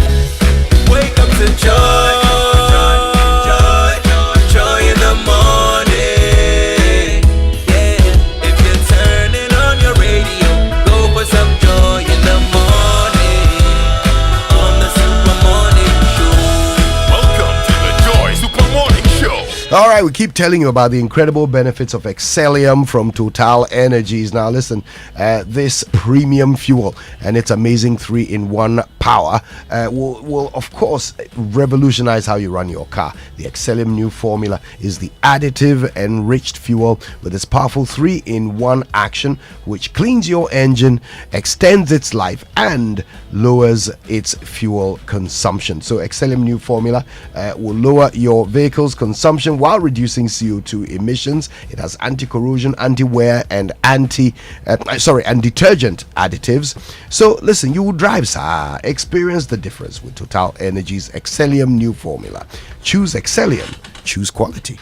And it's mid-year already. If you are wondering where to hold your mid-year review and planning sessions or staff retreats to turbocharge your team for the rest of the year, there's only one venue. Only one. It's the Safari Valley Resort, somewhere in the mountains in the Kwapem areas. It's a beautiful place. I've been there.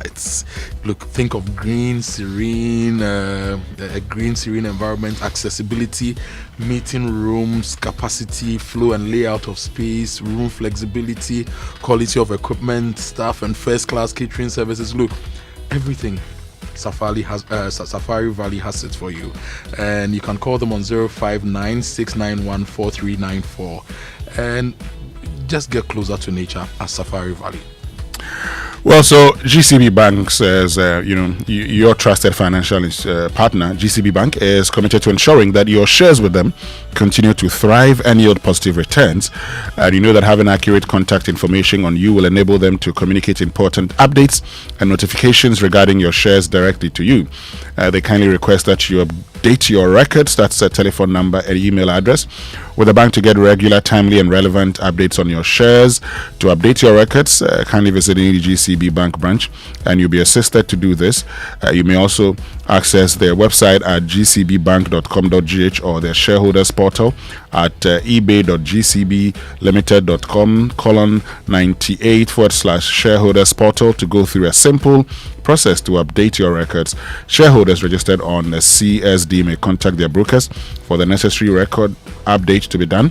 With a few simple steps, you can ensure a seamless experience and stay well informed about the progress of your shares. GCB, your bank for life. Now, what else can we tell you about M&C Properties, your home ownership partner? They are offering you affordable houses, fresh property. You get property management services and, of course, sale of litigation-free land. Take advantage of their premium listing website to advertise, rent, sell your property. In fact, your smooth journey to home ownership starts here. Speak to them on 0302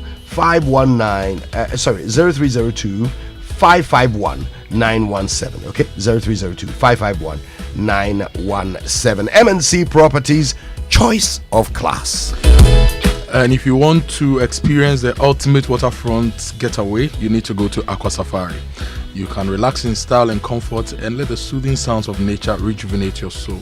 Now they have the new Eco Park in Adan as well for Aqua Safari, and that's Afotufiam is coming, so 1st to 8th of August. If you want to enjoy culture and waterfront activities, you need to visit the best resort in Ghana, which is Aqua Safari. Now you can find them on the bank of the Volta River at Big Adan. They have great packages for you. So if you are looking for a vacation destination or that perfect riverfront venue for your conference, your only option should be Aqua Safari. Call them on 0800 110 190 or 0540 110 190 now. We are going to Adan and we are sleeping at Aqua Safari. Sharp. Well, attention, there's an account information update call from Omni Basic Bank to all our beautiful customers. Kindly proceed to any of our branches or visit our website omnibasic.com.gh to update your account records with your Ghana card. For more information, call 0307 086,000 or 0800 100 790. Have a beautiful day. Omni Basic Bank, not just another bank. All right, well, listen, I think you've been told enough times to know that there's only one way to know if you are storing your water properly, and that is to check if you have the tortoise on the tank. Yes, if you don't have the tortoise on your tank, it's time to upgrade, because the champion of water tanks is Syntex Tank. It's strong, it's durable, and it's built to handle the Ghanaian weather. Rain or shine, Syntex tank has your back. So check your tank. If it doesn't have the tortoise on it, it's time for an upgrade. Join the Syntex tank family today and enjoy water storage that is tough like the tortoise. Call 0244 335 168 to buy now and find one of their 400 agents across the country. You can also shop online at syntexgh.com. Syntex tank, a strong, a tough. Kwame Ganza says that, Kojo, when you combine Safari and Valley, what do you get? You get Safari. Yes, I agree with you. You're on your own. Now let me tell you about the Toyota Starlet. If you are looking for a car that aligns with your ambition, get the Toyota Starlet. It's sold by Toyota Ghana Company Limited. It should be your preferred choice for drive comfort. It's designed for those who crave beauty, performance, and safety. And it's a 5-seater, so you have enough room for yourself, you have enough leg room as well, and you enjoy the drive. So rush to buy a Toyota Starlet from any Toyota Ghana Limited showroom today. Enjoy 1 year or 20,000 kilometers, whichever comes first. Free service with an extended warranty of 5 years or 120,000 kilometers, whichever comes first. Call Toyota Ghana Company Limited today on 0302 429 80125 for further information. Terms and conditions apply. Ghana drives Toyota Starlet. So, there's never been a better time to get things done, and SG Ghana is making it possible. Our low interest loans are back. Oh, Yasanti. So, if you're a salaried worker, whether you're on controller, or an accountant, general payroll, or you work with an SG Ghana listed institution, already bank with SG Ghana, this is your time. From now till the end of September 2025, apply and receive a loan from SG Ghana for your personal or business needs and enjoy unbelievably low interest rates during the Yasana Teso loan promo. Join thousands of Ghanaians transforming their lives with money they need at rates they love. Visit any SG Ghana branch near you or call 0302 214 314 for more details about the Yasana Teso loans promo today. Terms and conditions apply. SG Ghana, the future is you. And of course, at some point today, make sure you pick up your phone and check out kingdomstoreonline.com for the best quality office essentials, equipment, furniture, and stationery, all from Kingdom Books. The best thing about it is that you can pay via Momo across all networks, and they'll deliver to your home or office in very good time. If you live in Accra or Tema, that's free delivery for you. And of course, terms and conditions apply. At Kingdom, quality and affordability are their hallmarks. And we'll grab the chance to win big in the Access Bank Fakitwa Beji Kese promo. Simply deposit a minimum of 250 Ghana cedis into your new or existing Access Bank current or savings account to join the promo. Increase it to 500 Ghana cedis or more and qualify for a draw for our young customers solo accounts. Spend 500 Ghana cedis or more with any Access Visa card and qualify for a reward. The more you deposit, the higher chance of winning. So don't sit back, deposit now and stand a chance to win a share of over 500,000 in cash and other amazing rewards like PS5, iPhone 16, Chromebook, and much more in our 4 monthly mini draws and 2 mega draws. This promo runs from now till September 2025 in partnership with NLA on the Caritas Lottery platform. Terms and conditions apply. Join the Fakitwa Beji Kese train. Save now for the future and win big. For more information, visit our website ghana.accessbankplc.com or call our toll-free 0800 004400. Access Bank, more than banking. All right, there's a lot happening on the show today. We know that it's the very last day. Is it the last day of the BECs? Yes, it's the last day today. Yes, indeed. So listen, as young people across the country are gearing up to write these all-important papers, it's really important that you understand that the discipline that has brought you this far is all you need in order to cross that finish line. I know there are some there is a tendency at this point for young people to get overexcited. This is when you start damaging property and vandalizing your school equipment and all of that just because we're in school. Yeah, and yes, if that had been done, you wouldn't have come to meet any of these facilities that you are now benefiting from as you gear up to write your final papers. Yeah. So please, let's do this with decorum. Let's be remembered for something decent. Let's walk out of our junior high schools with our heads up high, as we're supposed to. And listen, for these final papers, I wish you vim. I wish you the confidence that you need to sit down, take your pen, your pencil, and put out the very best in you, so that at the end of the day, your results will show that you persevered, right? And maybe tomorrow, let's share some ideas with parents and some of these young ones on what they can do this period after school. When I finished junior high school, I went to learn computer hardware and software. I do that in the morning, have lunch, and go and do carpentry in the afternoon. So at least you earn a skill. You earn a skill in the formal space. You earn a skill in the TVET space, and maybe in the informal space as well. Maybe some trading. Let them experience the world, so they get a picture of how the world works, how things move, to prepare them for the next phase, senior high school, and then to uni and any other thing they want to do. So tomorrow, let's share some ideas with some parents. Oh, speaking of skills, another idea, in addition to carpentry and all the other, you could actually you could learn how to be flight attendant, cabin crew, or even ground service crew. All of those qualifications are international, of international standard. You could get them here in Ghana and position yourself for a global career, end up seeing the world, as Kojo said, right? Okay, so we'll be talking about that tomorrow. Is that right? Yes. Yeah, good. Let's spend some 5 minutes on the 600,000 young ones who will be finishing their BC today. Fantastic. Well, in the meantime, today we've got lots to talk about, including that very interesting interview with Ken Ofori-Atta's wife, Professor Angela Ofori-Atta. Stay tuned for that and more on the Super Morning Show.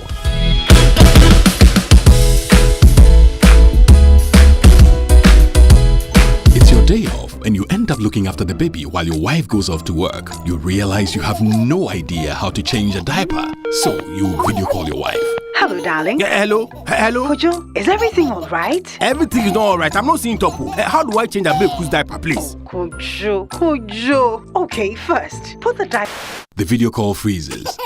While you wait for the internet to catch up, the baby sprouts a fountain and wets the diaper. As you are getting a new one, your wife comes back online. Kojo, no.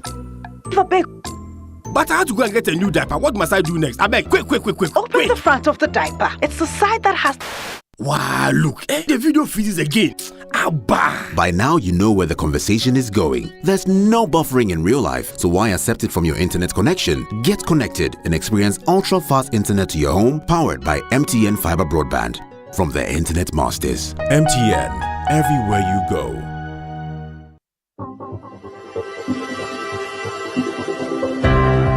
Ever wondered what else your Standard Chartered Visa card can do? It is not just for taking money from ATMs. Your Standard Chartered Visa card is the enjoyment card. Use it to shop at malls and supermarkets and for all your online transactions. Book and pay for that overdue vacation online and win fantastic rewards like airtime, Melcom gift vouchers, and a weekend stay at a plush hotel and many more.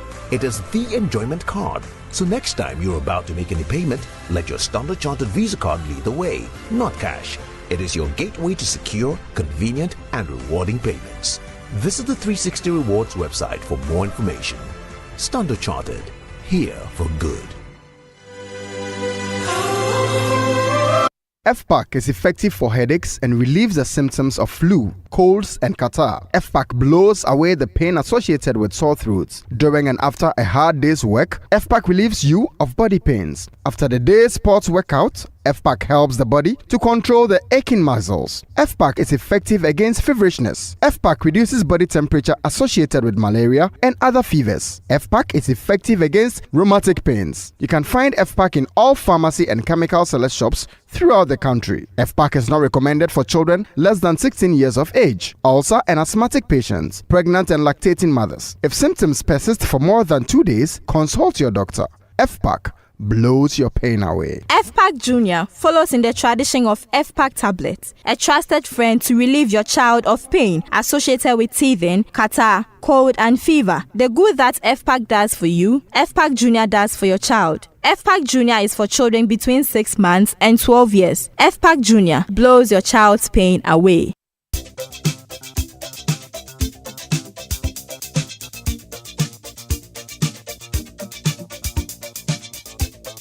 All right, birthday messages on the Super Morning Show are brought to you by MTN. Everywhere you go, and Bank of Africa, the African bank with global reach. Bank of Africa, as strong as a group, as close as a partner. Right. And this one says, happy birthday to Adam Nutakov, Community 25. It's from your wife, Lily, and the girls to you. They wish you good health and long life.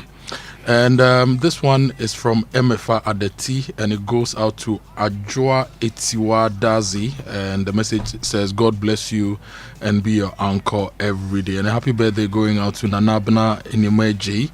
Also going out to Efua Sumeni of the Ghana Climate Innovation Center, Efia Dufie Kote, and Nana Amoah. And also from Oba Akwa to Osiafo Akwa, lawyer Osiafo Akwa, from your sister to you.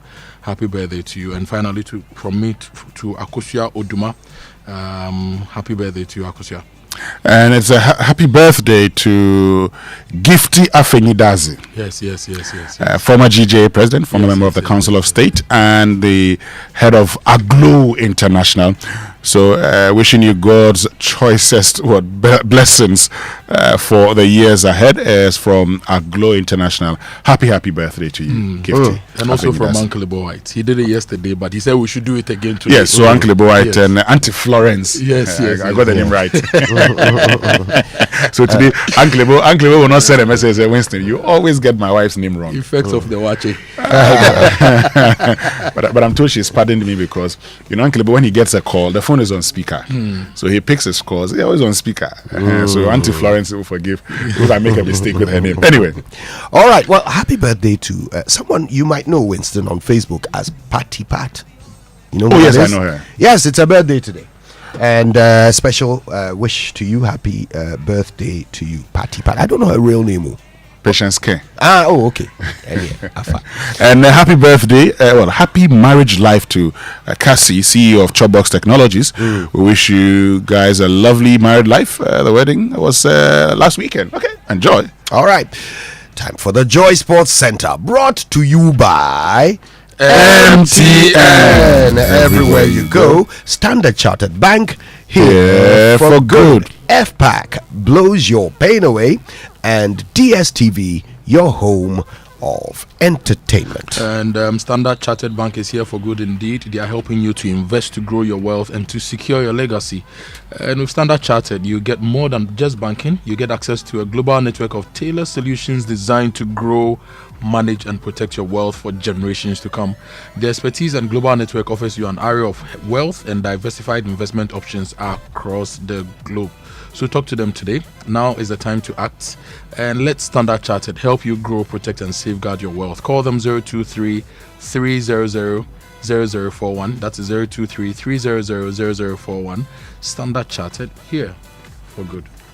And looking for a smarter, more secure, and eco-friendly way to stay connected? It's time to live seamlessly with MTN's eSIM. Enjoy the ultimate convenience of multiple numbers on one phone, switching seamlessly without swapping SIM cards, and activated instantly from your home on My MTN app. You can now experience enhanced security with an embedded eSIM that's been stolen or damaged. Plus, you get to play your part in contributing to a greener planet. Just dial *#06# to check your phone's eligibility and download My MTN app to go seamless with MTN eSIM today. If you have more inquiries, kindly call 100 or contact us on any of our digital channels. Good morning, everyone, and thank you, Winston. Welcome aboard to the Joy Sports Center. With me, Victor Achutamaklu. We're starting from the Jubilee House, where President John Dramani Mahama met with former World Heavyweight Boxing Champion Anthony Joshua following the landmark Battle of the Beast event on Friday. The British boxer was in Ghana for the highly anticipated fight night at Bukom, reigniting hopes that the future of boxing in the country remains promising. However, President Mahama admitted that the arena seating capacity was inadequate and should have been expanded. Unfortunately, over the years, things have gone down, and that's what we try to revive by setting up the Bukom Boxing Arena. It's actually an academy because it's got hostels, it's got classrooms and all that. And the intention was that we'll scout and look for young talents all across the country and bring them to live and train there and go to school at the same time. And so we're going to have teachers teach them so that they don't miss on their lessons and all that. Unfortunately, after I left office, that dream, was put on hold. But we have the opportunity to take it up again. My one regret is I didn't build it bigger than it is now. I realized that. I thought that 4,000 was enough to come and see a boxing match, but it looks like we need a much bigger arena to contain the new interest that is coming up. His Excellency John Dramani Mahama speaking at that meeting yesterday. Well, Anthony Joshua himself expressed gratitude for the warm reception.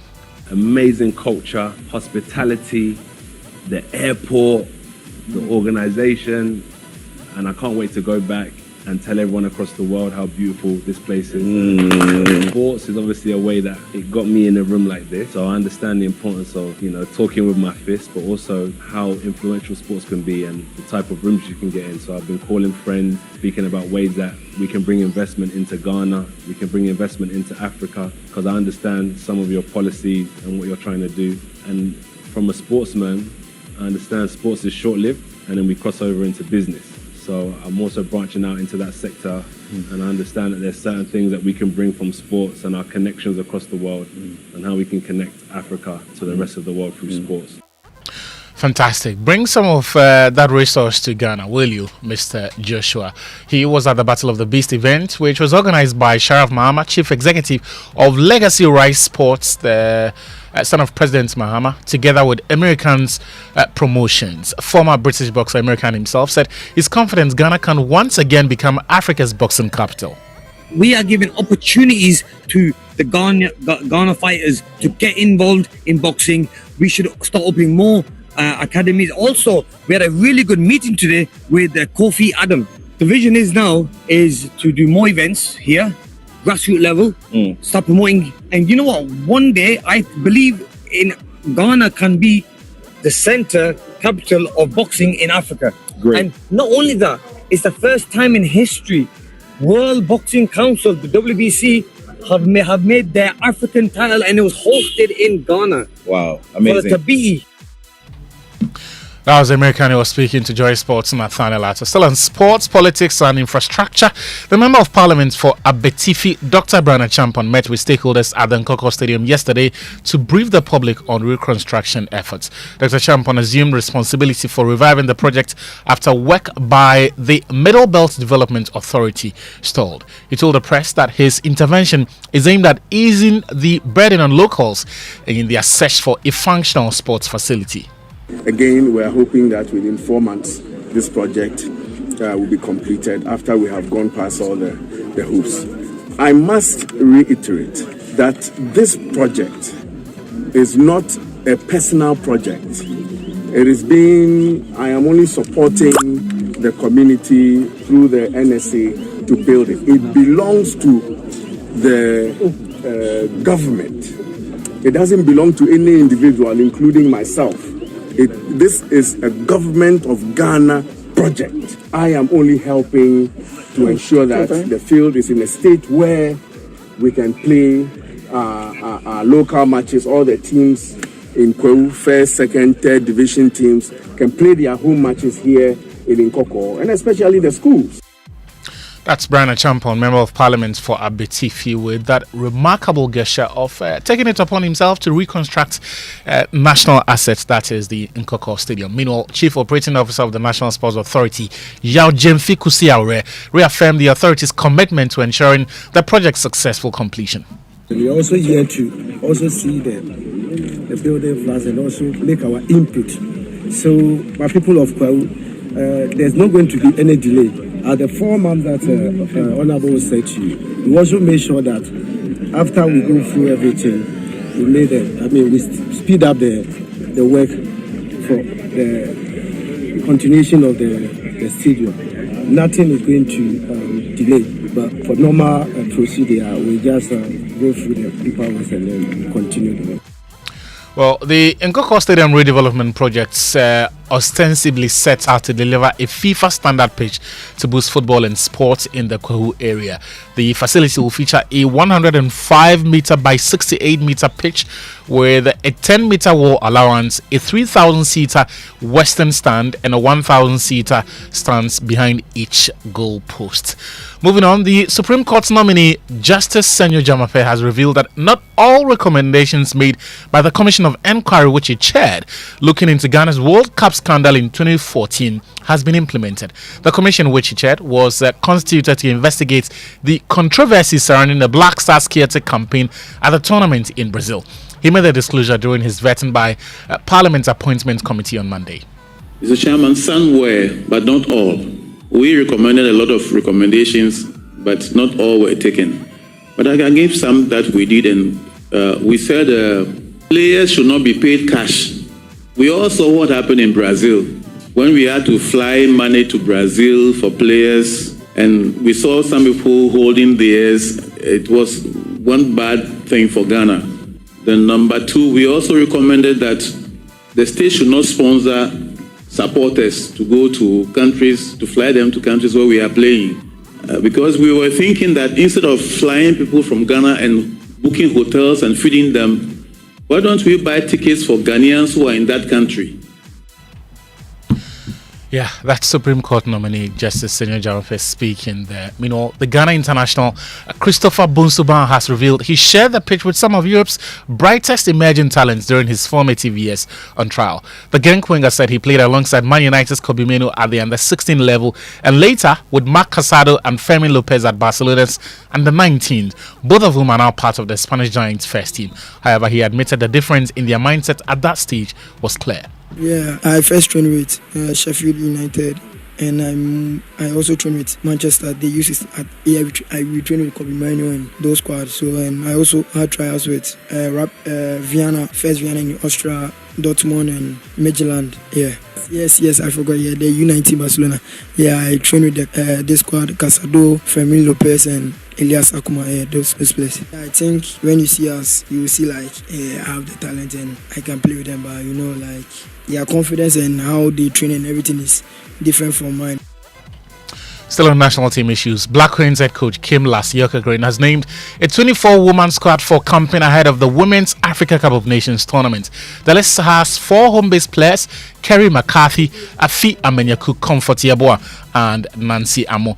The Black Queens will camp outside Ghana as part of the preparations for the tournament to be staged in Morocco, with Ghana in the same group as defending champions South Africa, Mali, and Tanzania.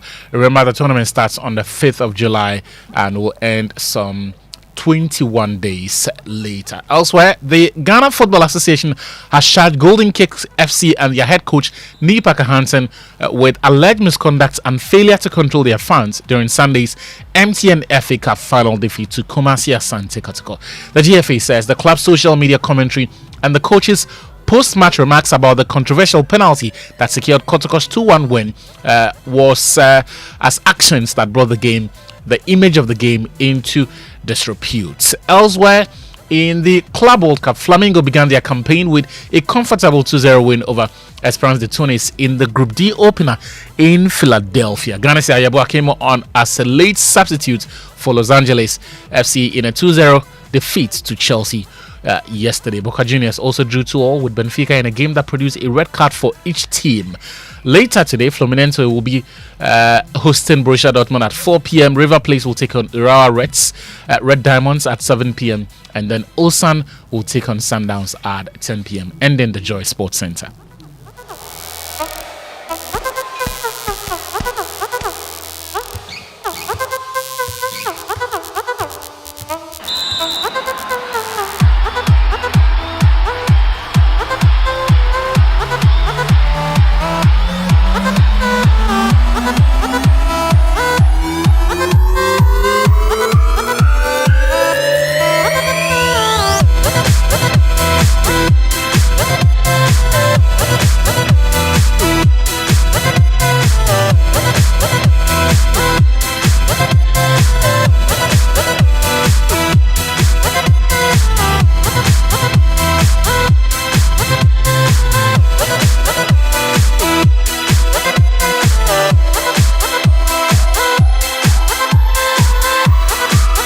That was the Joy Sports Center, and that was Achu bringing us all the 411 as they call it in the world of sports. It's about 3 minutes to 8. At 8 we bring you the Joy Business Minute. Today on the show we have a lot to talk about. Winston has explained the fuel issues, the Israel-Iran issues. We also brought you excerpts of what Ken Ofori-Atta's wife told Evans Mensah last night. We'll bring you more here on the Super Morning Show. Plus, there are other stories to deal with. But hey, send us your messages 055-11-11997. Would love to hear from you on the show. 055-11-11997. Would love to hear from you on the show. And your social media messages on the Super Morning Show, they are brought to you by EcoBank, the Pan-African Bank. Number 10, liver salt, a refreshing relief. Every day people face different emergencies, police emergencies, fire emergencies, and there are so many emergencies every day. But EcoBank has the money emergency number for you that helps you to deal with your money emergencies. It's *770#, *770#. It gives you instant access to loans, fund transfers, utility bill payments, airtime and data purchases, and so much more. You don't need an internet for this. All you need is to just dial *770#, and EcoBank will come to your assistance when you need them the most. It's a solution to your money emergency, so talk to them today and use it. EcoBank, the Pan-African Bank. At 8 o'clock, we bring you the Joy Business Minute. We'll go for some messages. We'll be right back. EcoBank Mobile, they make me say, EcoBank Mobile, they make me crazy. Download it and use it. It gon' make your life so easy, yeah. Download it. You go enjoy it. In my rhyming check. In my rhyming check. Come make a download them for you. Cause you can pay bills, you can buy credit, you can pay school fees, even church tights with the Apple. EcoBank Apple.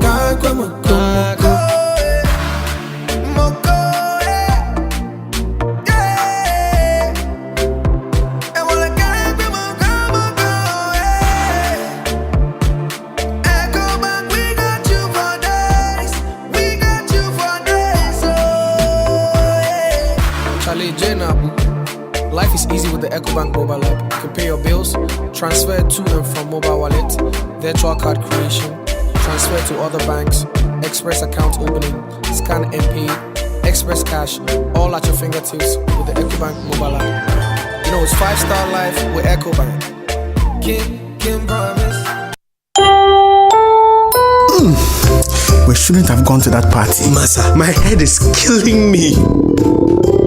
Is that your stomach? Yes. What did you eat? I don't know. Get rid of your gastric problems with number 10 liver salt. Number 10 gives you quick, effective relief from nausea, indigestion, heartburns, hangovers, and hyperacidity. And with different fruity flavors such as orange and lemon, it's a pretty tasty way to end an uncomfortable situation. Number 10 liver salt from Ernest Chemist, because everyone needs a chemist.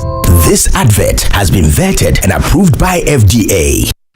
It's 8 o'clock and it's time for the Business Minute. Is brought to you by Consolidated Bank Ghana, CBG will stand with you, and Anointed Engineering Services, the generator experts. Hello, welcome to the Joy Business Minute, brought to you by Anointed Engineering Services Limited, the generator experts. Rating agency Fitch has upgraded Ghana's credit worthiness to B- with a stable outlook due to the progress made with external creditors on debt restructuring. Prices of petroleum products could drop below the 10 cedi range as some companies have moved to make their products a preferred choice for consumers.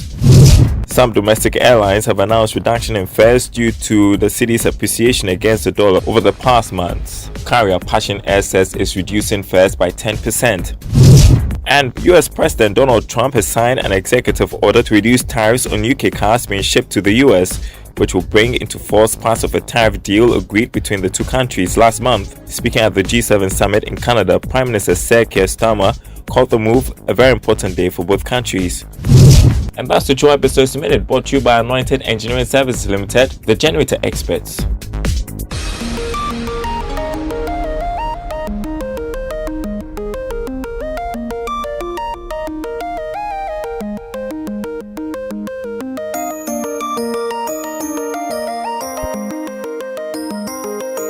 Coffee in your cup and Joy on the set. The Super Morning Show is always the best bet on Joy 99.7 FM. A million fireflies lit up the world as I fell asleep. 'Cause they fill the open air and leave teardrops everywhere. You'd think me rude, but I would just stand and stare. I'd like to make myself believe that planet Earth hard to say that I'd rather stay awake when I'm asleep, 'cause everything is never as it seems. 'Cause I get 1,000 hugs from 10,000 lightning bugs as they tried to teach me how to dance. A foxtrot above my head, a sock hop beneath my bed, a disco ball is just hanging by a thread. I like to make myself believe that planet Earth turns slowly. It's hard to say that I'd rather stay awake when I'm asleep, 'cause everything is never as it seems. You would not believe your eyes Leave my door open if 10 million fireflies lit up the world as you fall asleep. like such an insomnia. Beautiful songs. Please take me away. It's 8:03. You are still on the Super Morning Show, live on Joy 99.7 FM, also live on our X handle and live on Facebook. You know, sometimes you drive to the office and you listen to the radio in your car, but when you are live from the radio and you get to the office, you have limited options to listen to the radio, right? You can always follow the show. You can always be a part of us in your office, wherever you find yourself, just on your phone. You go to myjoyonline.com and you listen live. Or you go to X and you see whatever is happening live in the studio. On Facebook, you can see whatever is happening live in the studio and continue to be a part of the conversation. Now, if you're an individual trader looking to expand your business, talk to Consolidated Bank Ghana Limited. They are giving you the CBG solo loan. It's the perfect financial boost for you. Access a loan of up to 200,000 Ghana cedis with no collateral and repay conveniently within 12 months. The CBG solo loan is designed to support your daily operations and ensure the uninterrupted cash flow of your business. Sign up for the CBG solo loan today and take your business to the next level. Experience a quick and easy process when you apply. Remember, no collateral is required. For further inquiries, visit any CBG bank branch or call them on 0302-216-000 or follow their social media handles, Facebook, Instagram, X, formerly Twitter, or send them an email. Talk to us at cbg.com.ga. Terms and conditions apply. CBG, we stand with you.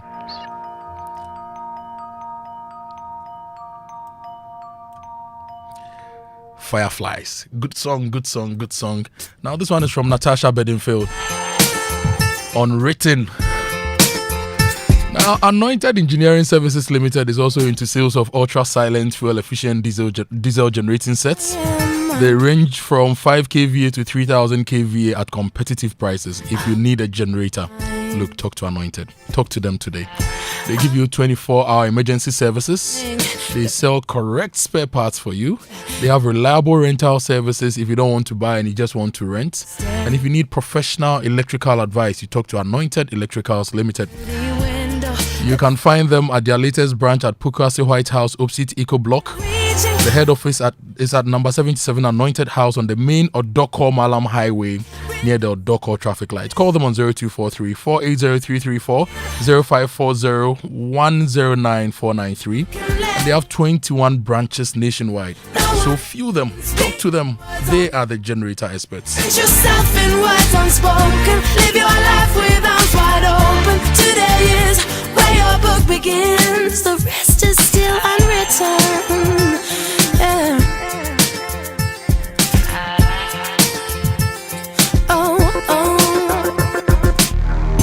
I break tradition. Sometimes my tries are outside the line. We've been conditioned to not make mistakes, but I can't live that way. Staring at the blank page before you, open up the dirty window.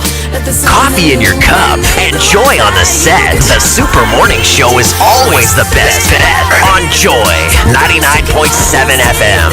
Release your inhibitions, feel the rain on your skin. Feel the rain on your skin. No one else can feel it for you. Make your own history, be your own legend. Music from Natasha Bedingfield on the Super Morning Show. 7 past 8. Your big stories on the show are brought to you by Republic Bank. We are the one for you. Telecel, connecting energies. Prudential Bank, truly dependable. And if you are wondering how to get a little more money to sort yourself, well, forget the little. How about too much money? Sikabebre. Telecel is giving out cash rewards in the Too Much Money promo, and all you have to do is to dial *500# or visit the Telecel Play app to opt in. Win 100 Ghana cedis every day, 20,000 Ghana cedis every week, or even 1.2 million Ghana cedis, the grand prize. Yes, 1.2 million Ghana cedis. Just recharge or buy bundles of 5 cedis and above to get in the draws. The more you do, the better your chances of winning. Remember to dial *500# or visit the Telecel Play app to opt in to the Telecel Too Much Money promo. Your big win may be a top-up or a bundle away, so do that. Now, the Too Much Money promo is regulated by the NLA on the Caritas Lottery platform. Terms and conditions apply. Telecel, connecting energies. And if you want seamless banking, get the Prudential Bank mobile app.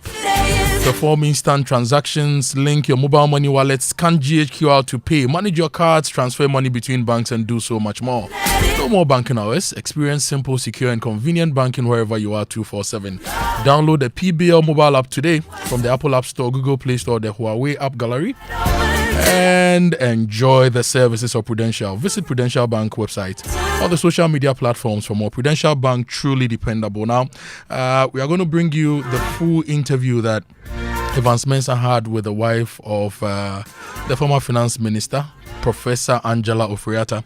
But some of your messages on the show: Bost is not managing and has not managed for years a strategic stock reserve program. Bost is basically a subvented organization that is working with the margins that we are paying. You know, the Bost margins and the UPPF. The margin is basically for the operations of Bost. If this message is true, then we are in trouble. That we don't have any strategic oil stocks. Last I checked, we could only keep strategic stocks for a month. So if something happens globally, how are we going to ensure we move? Bost, you have a question to answer. Government has a question to answer. President Mahama, what is your strategy to have strategic stocks of the key essentials we need in the country? Now, on medicines, this message says most medicines on our essential medicines list are generics and can be manufactured locally if we are strategic. Bangladesh went down this route and manufactures 98% of its essential medicines with 60,000 jobs created. They went from 30% to 98% in 10 years because they had a plan. What is our plan?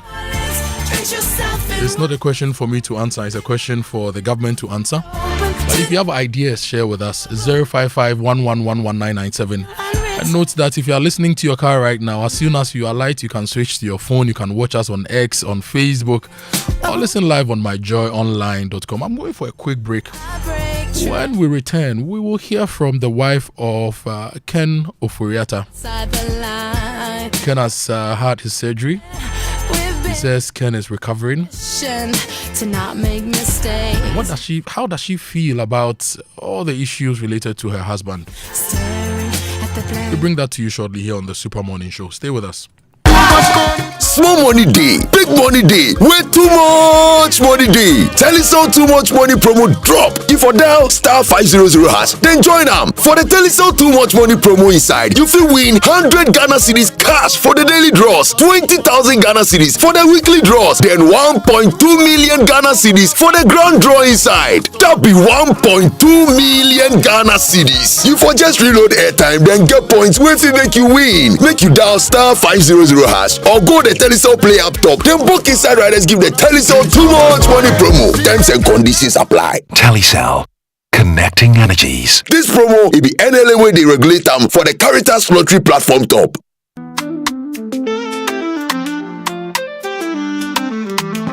On the go, night or day. PBL app is the easiest way. Bank secure, bank with ease.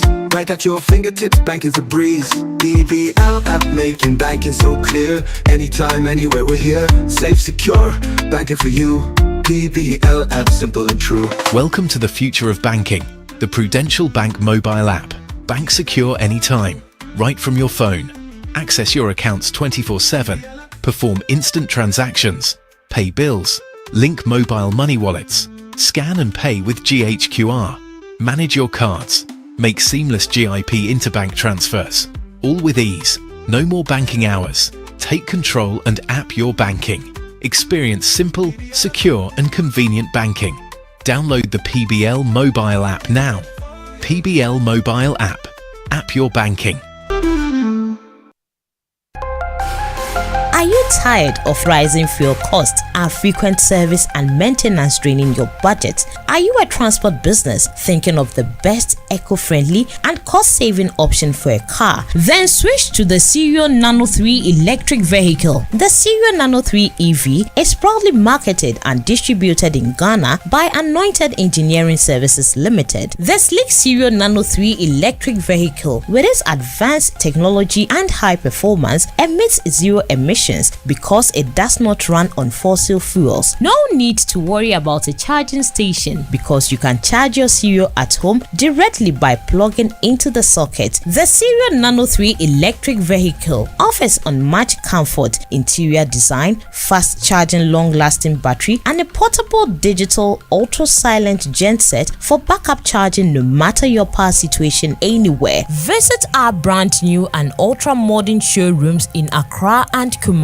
In Kumasi, Asukwa, in front of the TAT yard on the Ak Mayanka Road. Call our hotlines on 0544 340589 and 0243 480 334. Anointed also stocks genuine spare parts and delivers after-sales services 24/7 for our Cerio Nano 3 EVs. The Cerio Nano 3 electric vehicle. Experience a legacy of luxury modernized. Cerio EV. Go electric. Still unbeatable. Republic Bank has slashed the city mortgage interest rate to a new low. That means it's more affordable to own your dream home. You enjoy lower monthly installments, save on interest payments, flexible loan arrangements, and more. Make the move. Own your home at a lower teen interest rate. But hurry, this offer lasts for a limited time. Visit any Republic Bank branch or send email to myhome@republicghana.com or call Accra 054 0109 649. Kumasi 054 0109 901 to apply today and enjoy a teen interest rate. Republic Bank, we're the one for you.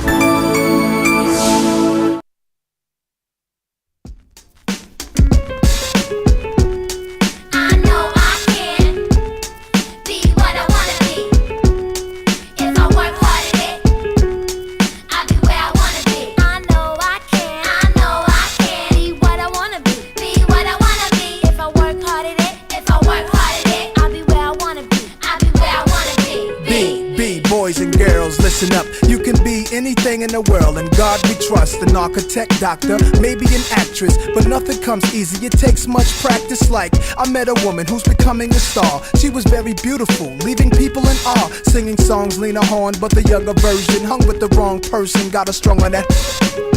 Sniffing up drugs, all in her nose. Could've died so young, now looks ugly and old. No fun, cause now when she reaches for hugs, people hold their breath, cause she smells of corrosion and death. Watch the company you keep and the crowd you bring, cause they came to do drugs and you came to sing. So if you're gonna be the best, I'ma tell you how. Put your hand in the air and take the vow. I know I can, be what I wanna be. If I work hard at it, I'll be where I wanna be.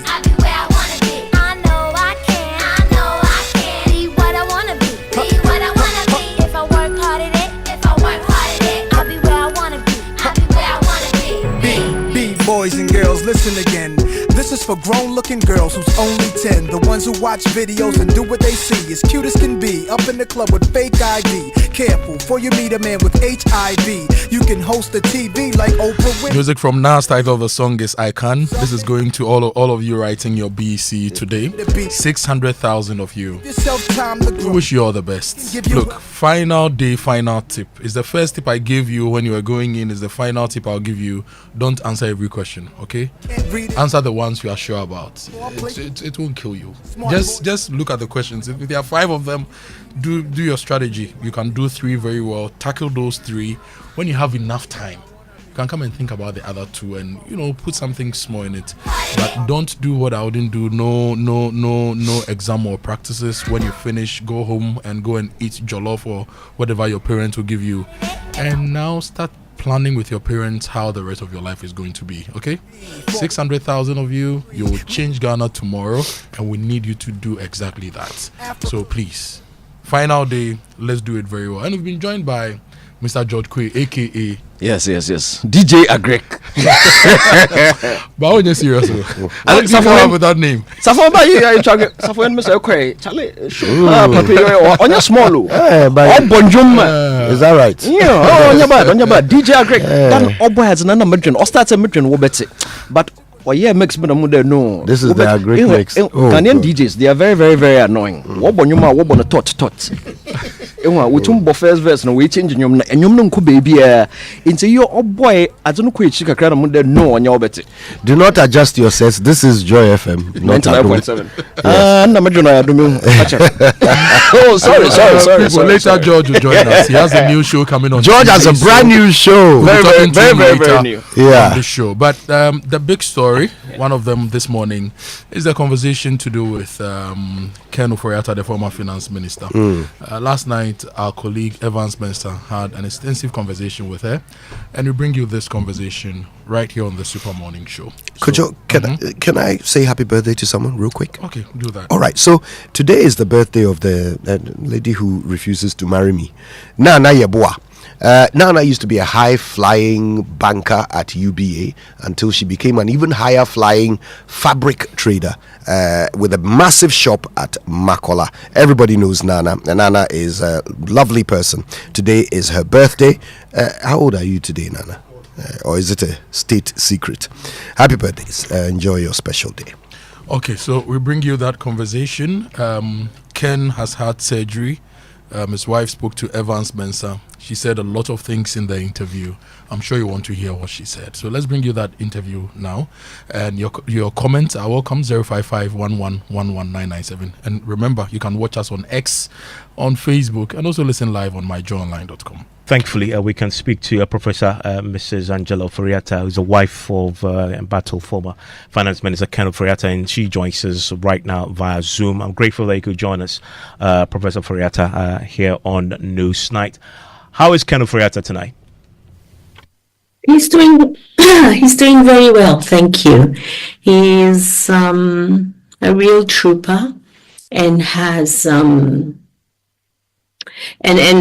is just sort of going through the steps of recovery which the doctors expected. And so we're very pleased that this is happening, that he's going through well. You say this surgery lasted 4 hours. The doctors, what have they told you about his recovery? 4+ hours. Well, we know that he has quite a bit of pain. We know that he has to walk gingerly, as it were. And we know that we have to make sure that his wounds don't get infected. So those are just sort of the things that one has to go through when one has surgery. Have they told you how long they expect his recovery to last? I think that they're expecting that, he'll be much improved after a while when the wounds heal.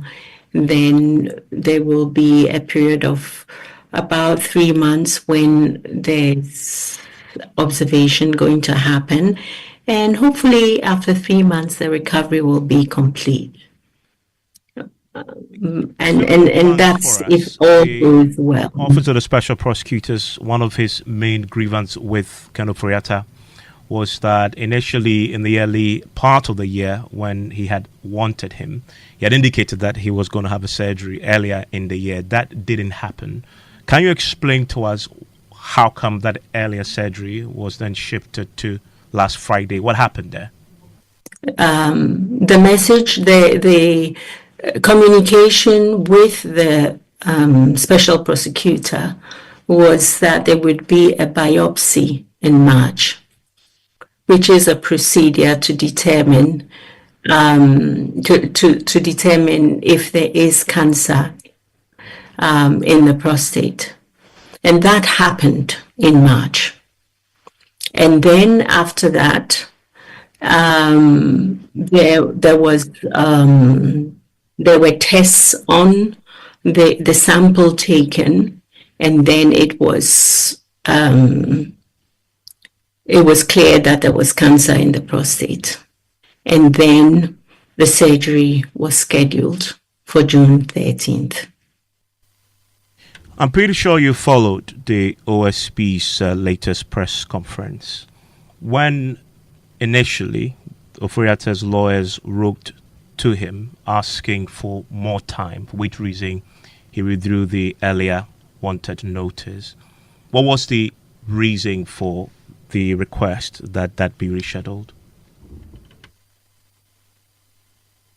I'm sorry, I'm not getting the Initially, question. the OSP declared him wanted. You remember that? Oh, was it in February when he was in February? The first time, yes. And you had requested that they take it down because you were ready to return in June after you had gone through that procedure. Remember that?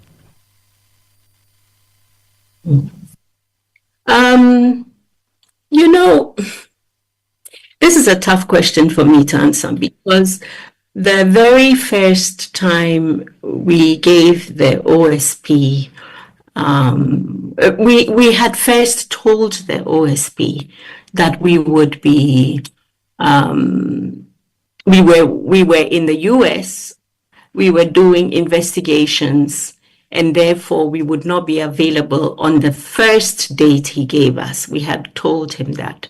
But he wanted a date by which we should be there to see him. And so, knowing that we would have to do a biopsy, we gave him the possible dates after which Ken would have recovered from the biopsy and we would come. But we always knew that if the results of the biopsy were not good, then he would have to undergo surgery as quickly as possible. So that's what happened. We've got the results of the biopsy. We talked to the doctors about the next steps, and then we got in touch with the OSP. So that is what happened. It wasn't an attempt to keep moving it. So I have here in front of me the initial letter from the Mayo Clinic dated February 7, 2025, which is titled "To Whom It May Concern." And it says, "Hello, dear sir, madam." And it says, "Mr. Kenneth Ofori-Atta has been seen and evaluated in Mayo Clinic in Rochester. His medical condition necessitates that he will stay and follow up on his appointments and undergoing further testing and management, including possible surgical intervention in March of 2025. Did that surgery happen? And how come that surgery was then rescheduled to last Friday? That was my initial question. Yes, that happened. That was the biopsy. The biopsy is a surgical procedure. And so that's what I just said to you or shared with you. So there was a surgical procedure called a biopsy in March, in which the reason was to get some samples, test, and know exactly what was happening. And then surgery was scheduled. Now that we have clarity on that, back to the OSP point. OSP says that he agreed to pull down the wanted notice because of this, and that when this then was rescheduled, he wasn't told directly. Well, what do you say to that? Because that's his point, that if he had been told and the medical report shared with him, the outcome may have been different? I don't really want to get into the legalities of it.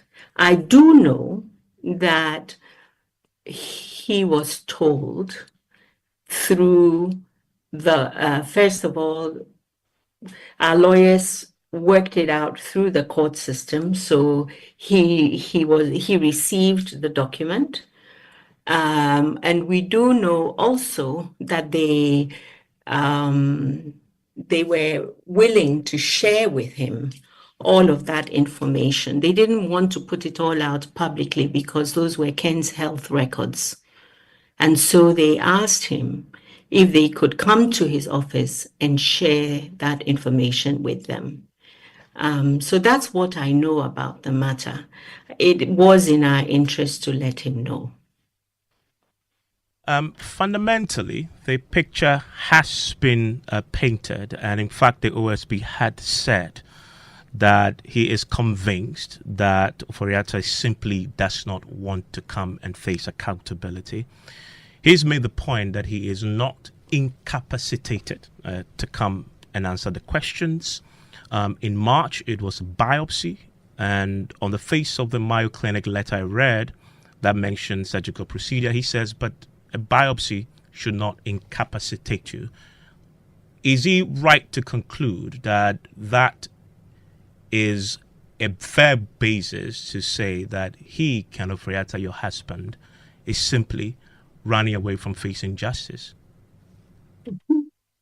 The Ken that we all know does not run away from accountability. We know that through the censure, he talked in the public about his work. We know that he has been to Shraj, talked about his work. This is not a Ken who runs away from accountability. So, no, I ask the public to remember when they've heard him speak, he has not shied away from facing up to issues. It's amazing that we've had to deal with cancer in the last year, that this is the process by which we have hopefully ensured that it doesn't spread. If I were to make the choice, I would make it again. I don't know any wife or any family that would send their loved one to respond to a special prosecutor when they're battling with cancer. So I'm sorry, but these are the things. This is what we have to face. We have to get him well. And even through this very stressful time, he has always said, let me respond to you by video. It's allowed. Let me do that for you so that I'm not the cause of you delaying your investigation. He said that.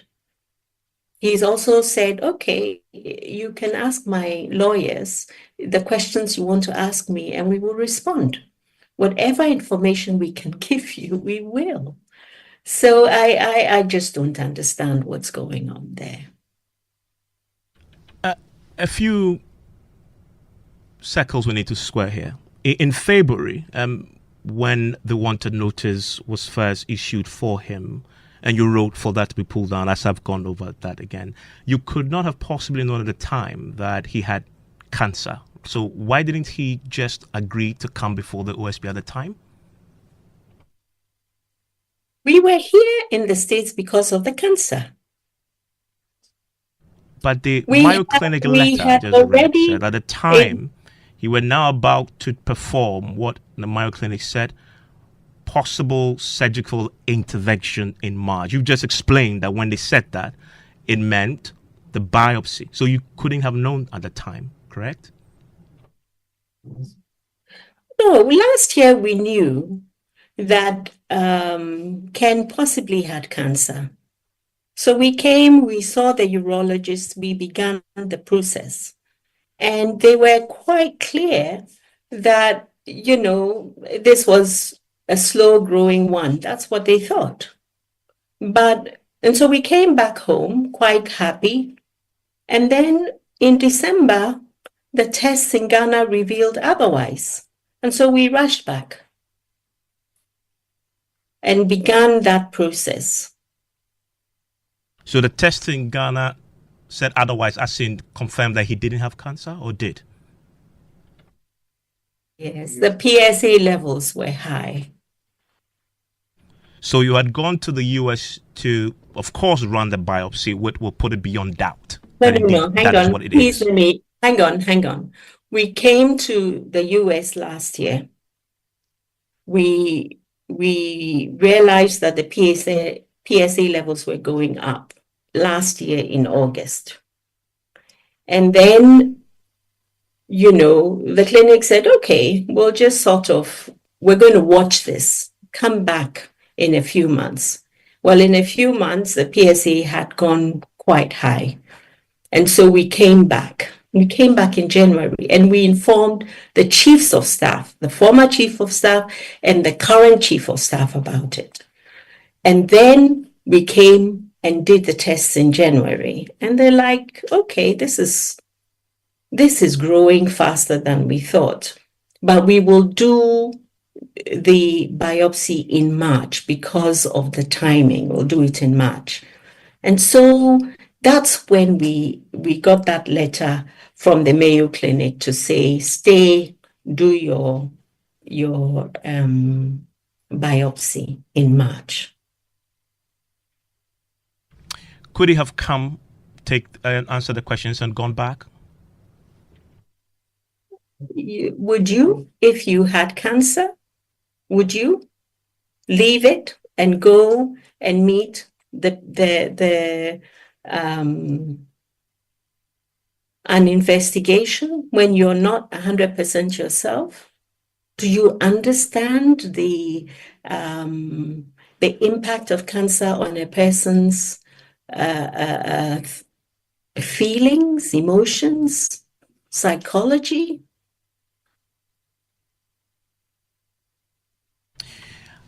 As it is now, the Interpol Red Notice is still active. How is he dealing? How are you? How is the family, yourself, and Foria? How are you dealing with that? Because there's a possibility now. Last week, the Deputy Attorney General confirmed that they've triggered the processes to formally ask for the USA to cooperate with us in extraditing him back to Ghana. How are you dealing with that? That there's a possibility that any time, if that process goes through, he may be subject to detention and possibly repatriation, extradition to Ghana. Well, I don't know that any country would extradite someone who's not well. And so I don't know. I know that when he is well and at the appropriate time, we will come. But our lawyers are dealing with the notice. I myself, as the wife of a man who's not been well, I myself don't understand how a prosecutor would do a red alert or cause a red alert to be done over someone who's constantly told you where he is, constantly told you what he's dealing with. So that for me, that is something that I don't understand. And I would like to focus on how we are managing all of that, how he's coping, and how we can surround him with love and prayers and get him to feel, to get better. I mean, about how he's feeling, how he's coping. Having a red notice issued for you it's no child's play. How is he coping with that? The fact that the entire world, this has been reported on almost every international wire, the Bloombergs, the BBCs. How is he, considering also that he's just had surgery, how is he coping with that? He's coping with it the same way we've always done through all of the tribulations, with God in the picture, but just faith and love surrounded by his family. It's just knowing that the Lord will do something with this. We don't know what, but we have faith. Because you're right, it's a difficult thing. It's a very difficult thing. And the children?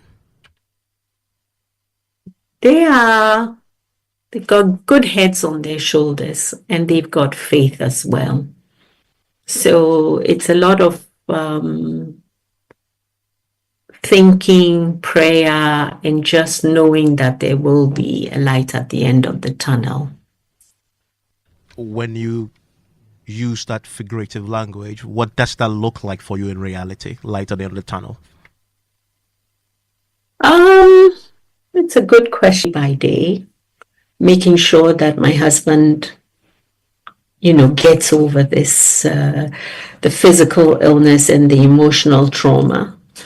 So that's what I'm dealing with. And I think for me, that's the first light at the end of the tunnel.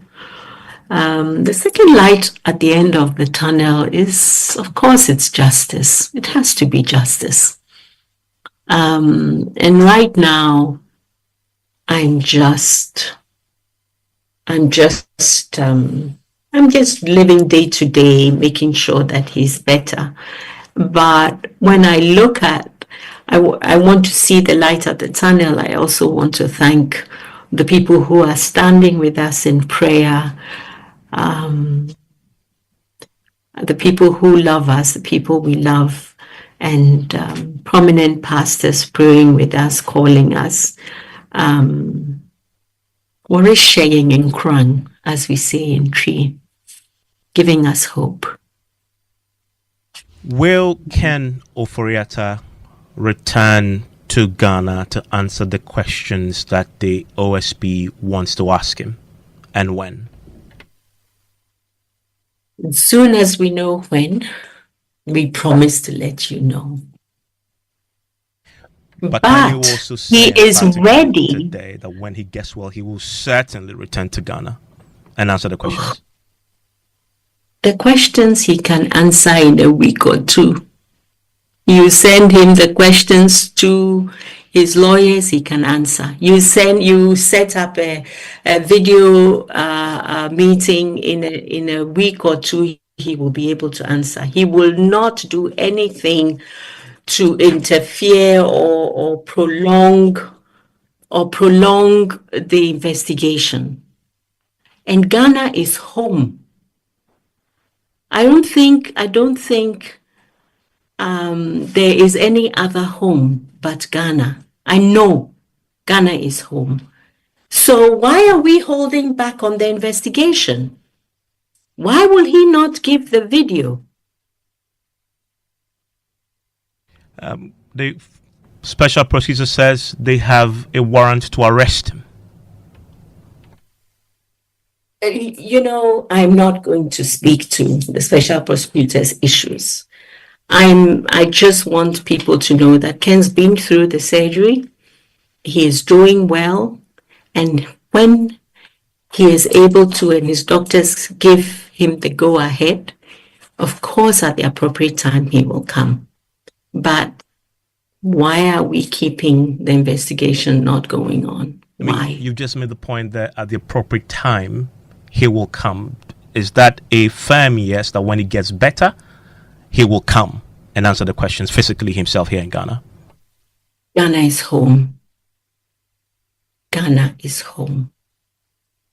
In your previous statement, you use words like vendetta. You believe the OSP has one against your husband? I don't want to talk about that.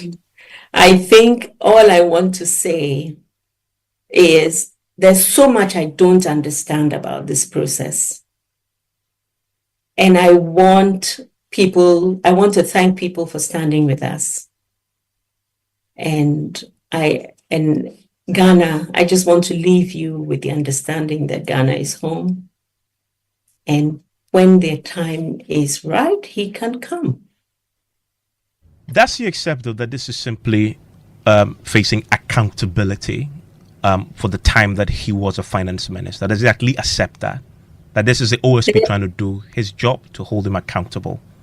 No, I don't agree with you on that, because the man has been held accountable even during the time he was in government. He went on a censure that didn't go through, but he answered these questions in Parliament, many of them already in Parliament. And you know that, you saw that. You saw that at Shraj as well. Shraj has gone through all of those. And so he has never not been accountable when asked. Okay. So I have to say that we have a great resource in the lawyers, and these questions you can ask the lawyers. But for now, I just want to thank you for this space. I'm grateful that you spent time with us. And that there is the wife of Ken Ofori-Atta, Professor Mrs. Angela Ofori-Atta, who is with the Ken Ofori-Atta in the US. When I wake up in the morning, I brush my teeth with Kojo Charcoal toothpaste. This gives me confidence all day. Anytime you meet Amma, don't be surprised I smile showing my beautiful white teeth, because I don't have cavity thanks to Kojo Charcoal toothpaste for its natural charcoal properties. In fact, we are like twins. I can't go without my Kojo Charcoal toothpaste. That be why I dey use Kojo Charcoal toothpaste morning and night when I dey go bed safe. It dey make my teeth white when it dey comot every scent from my mouth inside. My confidence level they go up, so I dey show my 32 teeth all. Introducing the Kojo Charcoal toothpaste, formulated with activated bamboo charcoal powder, ensures whiter teeth and removes bad breath. The strong natural property of the activated bamboo charcoal removes bacteria, absorbs surface stains on our teeth caused by coffee, wines, and tobacco. Welcome, Kojo Charcoal toothpaste. Kojo Charcoal toothpaste, Sankofa Yenchi. Kel, happy smile. This advert is FDA approved. Say donut, donut, donut, donut. Hey, donut, donut, donut, donut. Donut, donut. Yen cotton, donut, donut, donut. Malaria syrup, donut. Everybody follow not sa malaria. A 3D till no not now. Oh, one toe. Malaria chill. Oh, ho, po, po. What do you mean? I want you. No, not. A tobacco. No, not. A damian. No, not. A damian, sir. No, not. No, not. Scatter malaria. Lonat, it dey scatter malaria. A quality product from Blaze GVS Pharma. Yenhwehwemu hu se malaria wo womojam ansa na wanum Lonat. Na nam yensearch na malaria no daso wo ho a ko hu doctor. This advert is FDA approved. Do you know that NIT is back in Ghana? Yes, you heard it right. NIT is back in Ghana, and Jackson Institute of Technology is the official partner. It's bigger, it's better, and it's here to revolutionize IT education in Ghana. Get ready for world-class training and unmatched opportunities powered by Jackson Institute of Technology. Jackson Institute of Technology is shaping futures with hands-on IT training for youth, students, and professionals. Courses include Cybersecurity, Python programming, data analytics, networking and hardware essentials, and Microsoft Office suite. We offer flexible schedules, affordable payment plans, and expert trainers with globally recognized certifications. Scholarships are available for women and girls. Sign up early to grab yours. You can locate us in Accra at Abna Atia Towers, Ring Road Central, or you can call us to enroll on 059 699 6037 or 059 699 6042. Take the first step towards your dream career with Jackson Institute of Technology, where your tech future begins.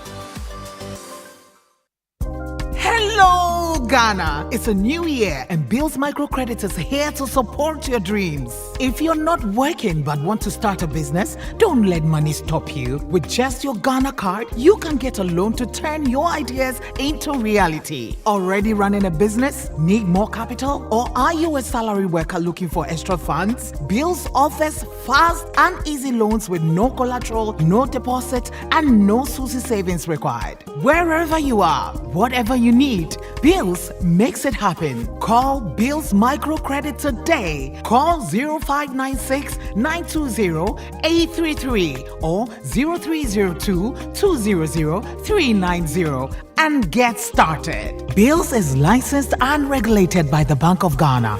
Bills, financing your needs. Terms and conditions apply.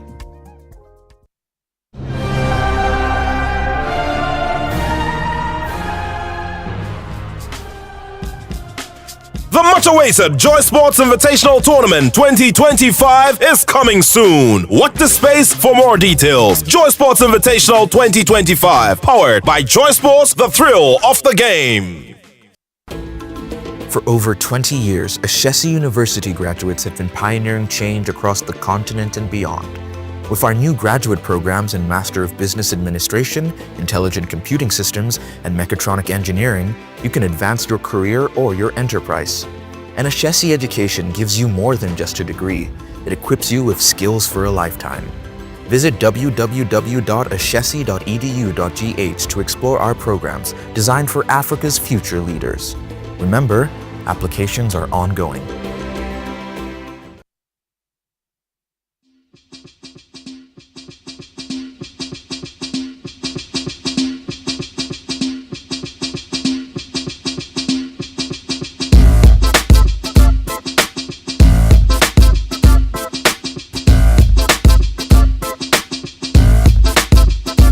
In your cup and joy on the set. The Super Morning Show is always the best bet on Joy 99.7 FM.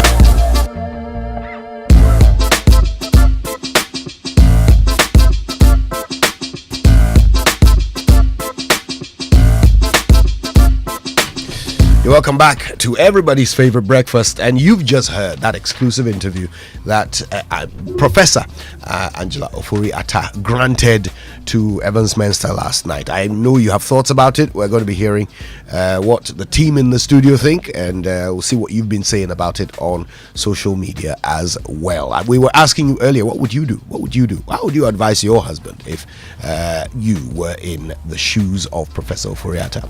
Right, we'll talk about that in a moment, but first, listen, imagine waking up to serenity every day, surrounded by nature's beauty and luxury at your fingertips in a gated estate that you can be proud to call home. Welcome to Western Villas, located at Ayimensa, where, of course, their stunning homes are redefining elegance. Now, at Western Villas, each home is a masterpiece designed with precision and love. So from swimming pools to the gym, to the playground, to the beautiful landscapes and gardens, and of course all of that private, all of those private balconies, making every day feel like a retreat. So listen, they have executive plots for sale at McCarthy Hill, and they have strategically located plots which offer unparalleled views as well as easy access and amenities and endless possibilities, all of them available to you. Okay, so it's executive living at your fingertips. With just 5% deposit, you can reserve your space, so contact them today to learn more about their luxury homes at Ayi Mensa or the executive plots at McCarthy Hill. Here's the number: 0536 502 295, or just go to westernvillas.com for more information. Yes, and when you get that luxury home, you get yourself a brand new car as well. And VW is offering you the opportunity to drive a brand new car at an old used car price. Yes, so you drive to any VW outlets. They have the Virtus Highland, the Tiguan, they have the Amarok and other brands. You go there, you can drive that brand new car out at the price of an old used car. So talk to them today, 02579566688, for more information about their range of models. Take advantage now. And remember, if you drive VW, you drive Ghana. VW, rise and thrive. And T's and C's apply. So, Ghana, I'm sure you're ready for your shipping, to simplify your shipping experience. If you're ready to simplify your shipping experience, then let me introduce DHL Express, your go-to solution for all your international shipping needs. Get 5% off when you send personal official documents, gifts, paintings, cosmetics, clothing, dried fish, processed food, or importing from Asia, Australia, Europe, the Middle East, and the rest of Africa. DHL Express service makes it a breeze. All you have to do is to contact any of our main service points or individual outlets across the country, and your shipment will be processed whether inbound or outbound, and with real-time tracking. You'll always know where your package is. It's that simple. Once again, every international shipment to or from Europe, Asia, Australia, Middle East, and the rest of Africa paid for in Ghana qualifies you for our promotional discount. Please rush now. Ready to experience the ease of shipping? Visit our website. That's at dhl.com, or call us on 0244 485176 or 0571 137599 to learn more about our Express Easy service. DHL, excellence simply delivered. All right, now we're all looking for a little more in life without spending more. Because, listen, let's face it, every CD counts. And I guess that's why we're talking about something that can really make a difference.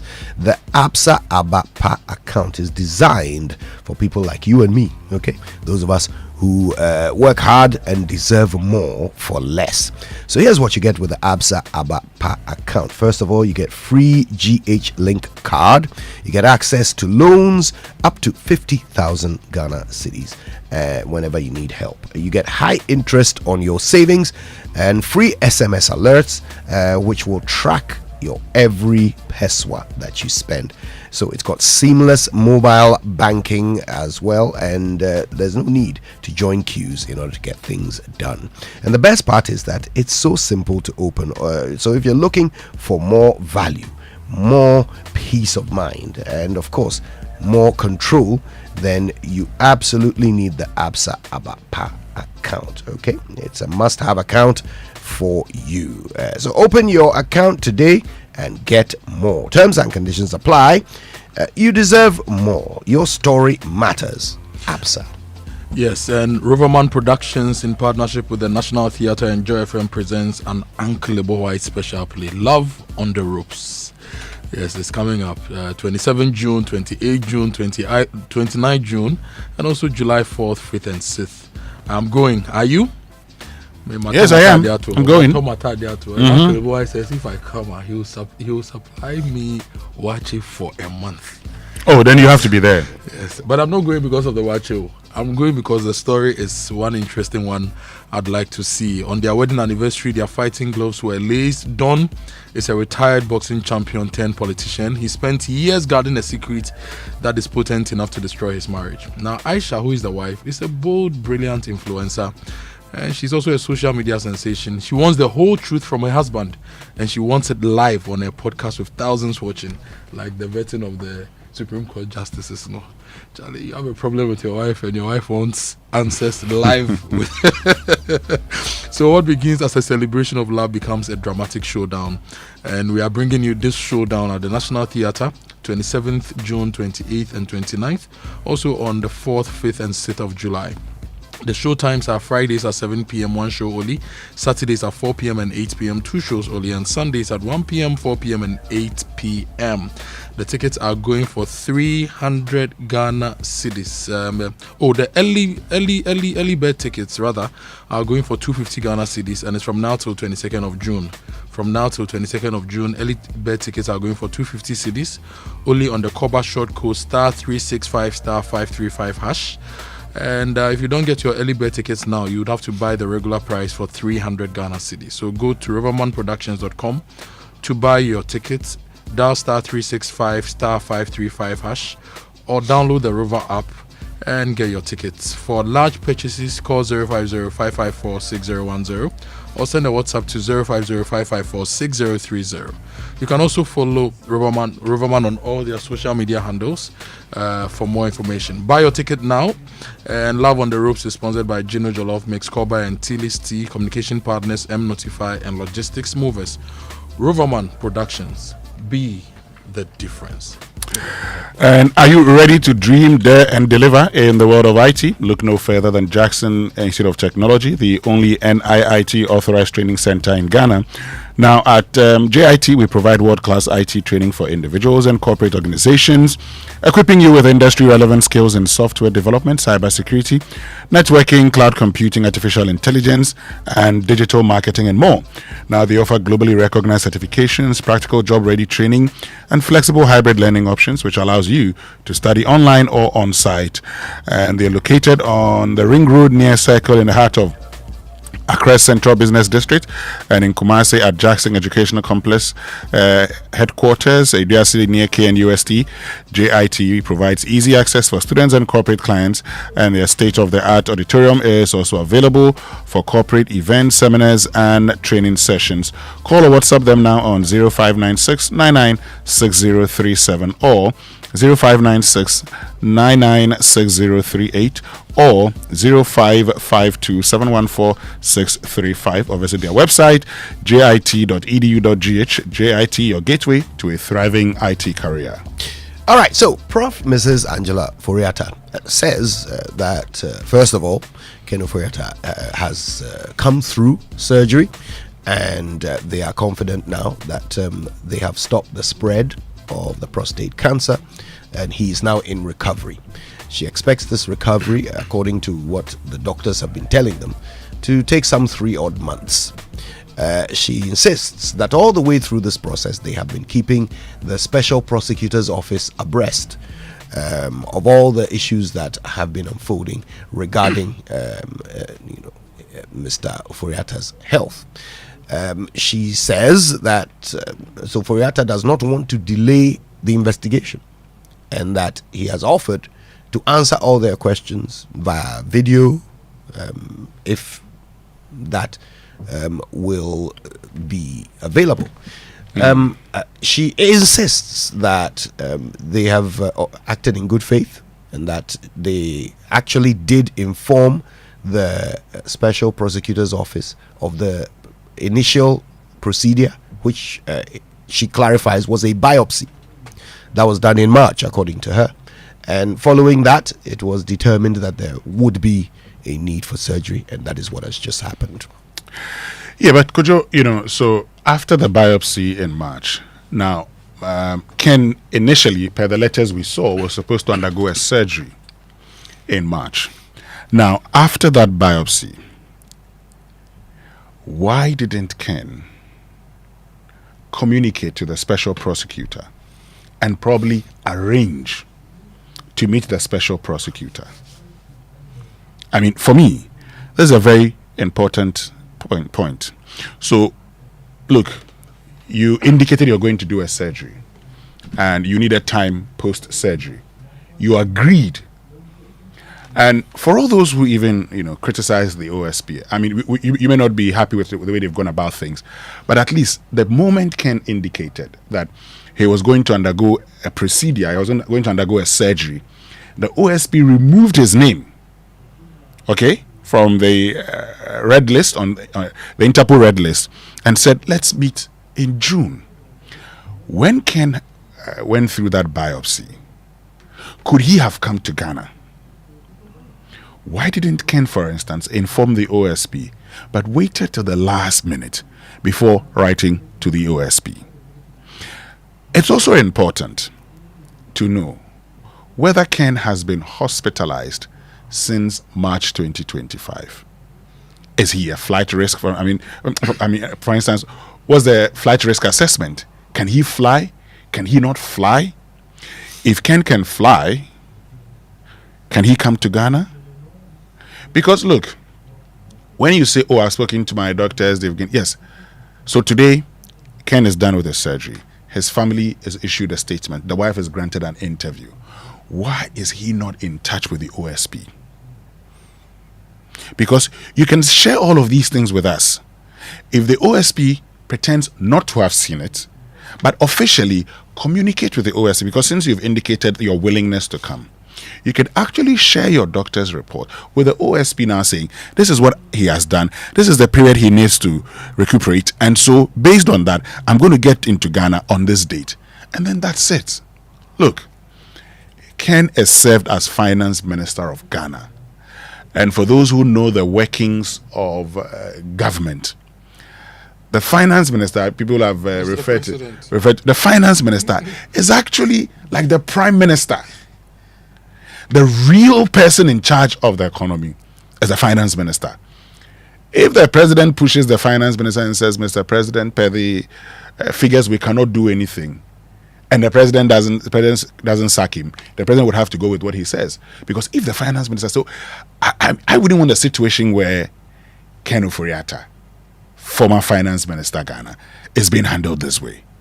So please, it will be important, because I just saw on I'm trying to follow. I mean I've seen something that the director of communications strategy and research of the special prosecutor put on his Facebook page, which suggests that his monitorings have indicated that between March and now, he's asking a question whether he's been able to fly, for instance, between March and now, when he said he was in the US, whether he's flown to, say, London, for instance.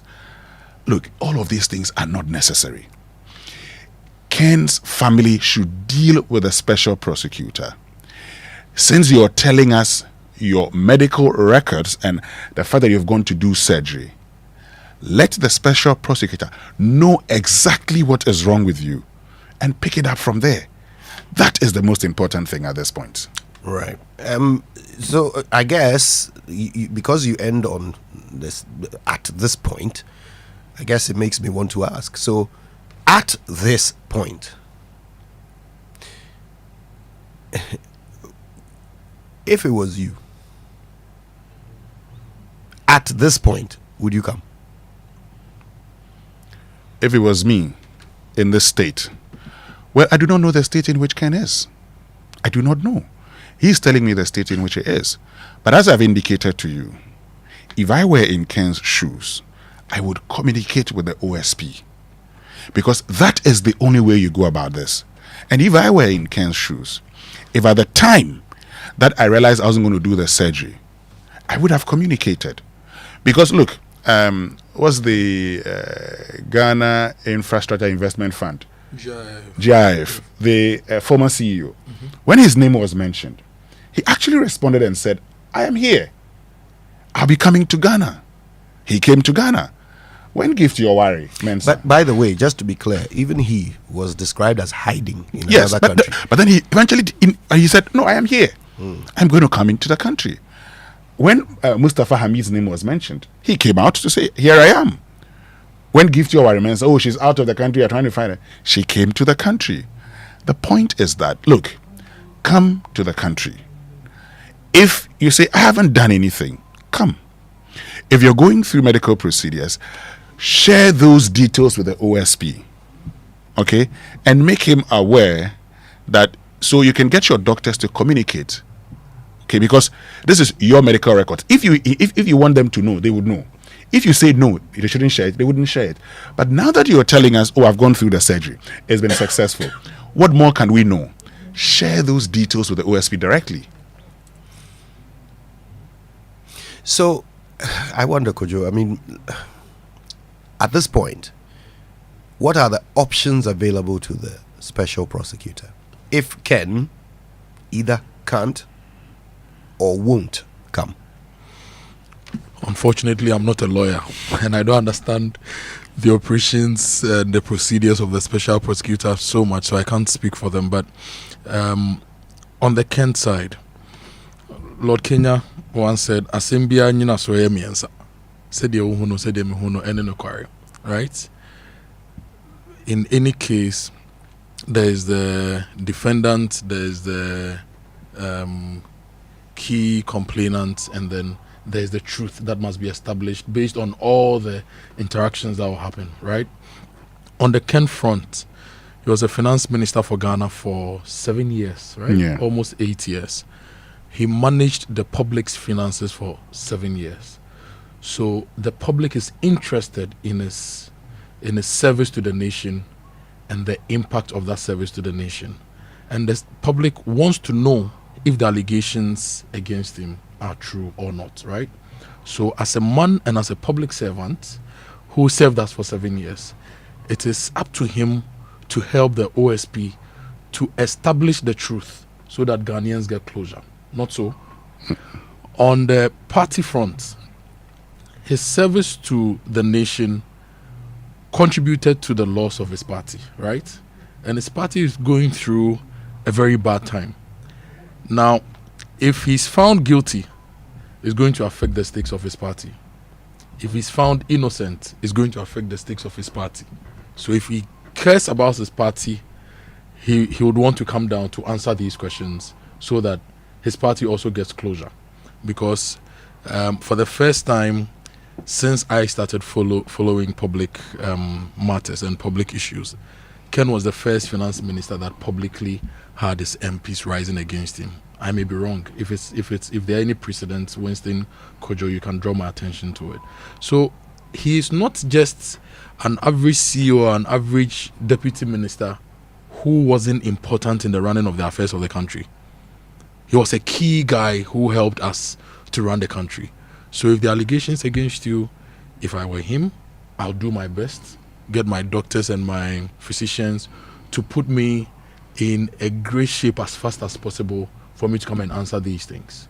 So that, one, I'll get closure myself, because at his age he should be retired and enjoying his retirement with his family. So that the nation you served will also know that, well, you served us well or you didn't, right? And your party, which is going through a very terrible time now, will also get some information and some credibility to restructure. So that's how I see the whole thing. So if I were Ken, that's what I'll do. I'll come down as soon as possible, as soon as I can, to answer these questions so that all these things are cleared out of the way for the three key parties in this to have their closure and to move on.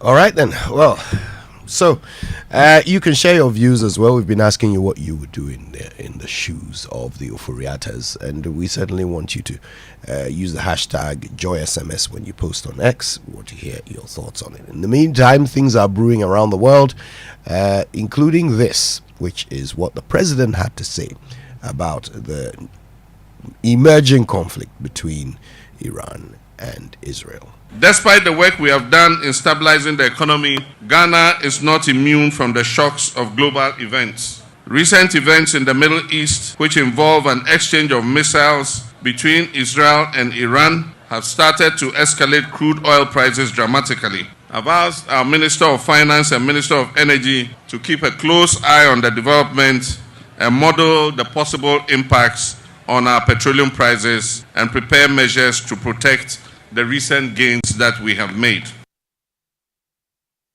That was John Dramani Mahama speaking there. Now, of course, we wanted to learn more. Evans Mensah spoke to Israel's ambassador to Ghana. Listen. I think the pain that the people of Iran are going now is very small to the pain that they are going through in the last 46 years since the mullahs, since the radicals took over Iran.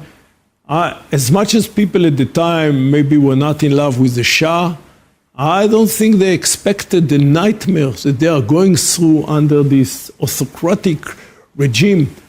Do we have a desire? We do have a desire. We have a desire to see a stable and peaceful Middle East. This is our desire. This is why we try to bring an end to the Iranian nuclear and ballistic threat or challenge, and this is why we try to bring an end to the Hamas challenge. Those two are trying to bring an end to Israel. Israel is too strong for them. If the nuclear threat is really the primary goal as well as the ballistic missile, today it's been reported that your airstrikes into Iran has also targeted Iranian state television buildings. Why, if nuclear disarmament is what your end game is? So the beginning, the first attacks were meant directly against nuclear sites, military sites, and nuclear scientists and leaders of the Iranian army and the Revolutionary Guards with a lot of success. The Iranian attacks, the Iranian response were targeted against civilian population in Tel Aviv, in Haifa, even Jerusalem, Petah Tikva, Bat Yam, you name it, Rehovot. Once they attacked our civilian population, we felt that we are not attacking civilian population. The reason for attacking the television center was that this was a center of propaganda, Iranian propaganda. We did something that the Americans did twice in Iraq, bringing an end to the propaganda of Saddam Hussein at the time, if you remember. This is not something which is unheard of. Well, there you go. Well, and I stated earlier that for us, the most important thing is how this affects fuel prices, okay, because of the important role Iran plays in the global, supply chain when it comes to fuel. The fact that they produce about 3.4 million barrels of crude oil daily, and globally, total production is at 103 million barrels daily. The US producing about 22 million, so the US is the largest producer. Then Saudi Arabia with about 11.4 million. That's about 11%. Then you get to Russia.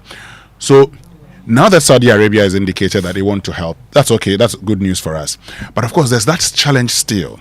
Okay, if the 74 doesn't go down to say 64, then this is the challenge I anticipate. The much talked about Dumsor levy would actually make us worse off. I have always indicated that it wasn't necessary to actually do that. I am happy it's been suspended. It shouldn't have been dreamt of in the first place.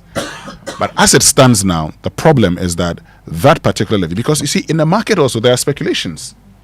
And right now Saudi Arabia is saying, oh, we are prepared to support.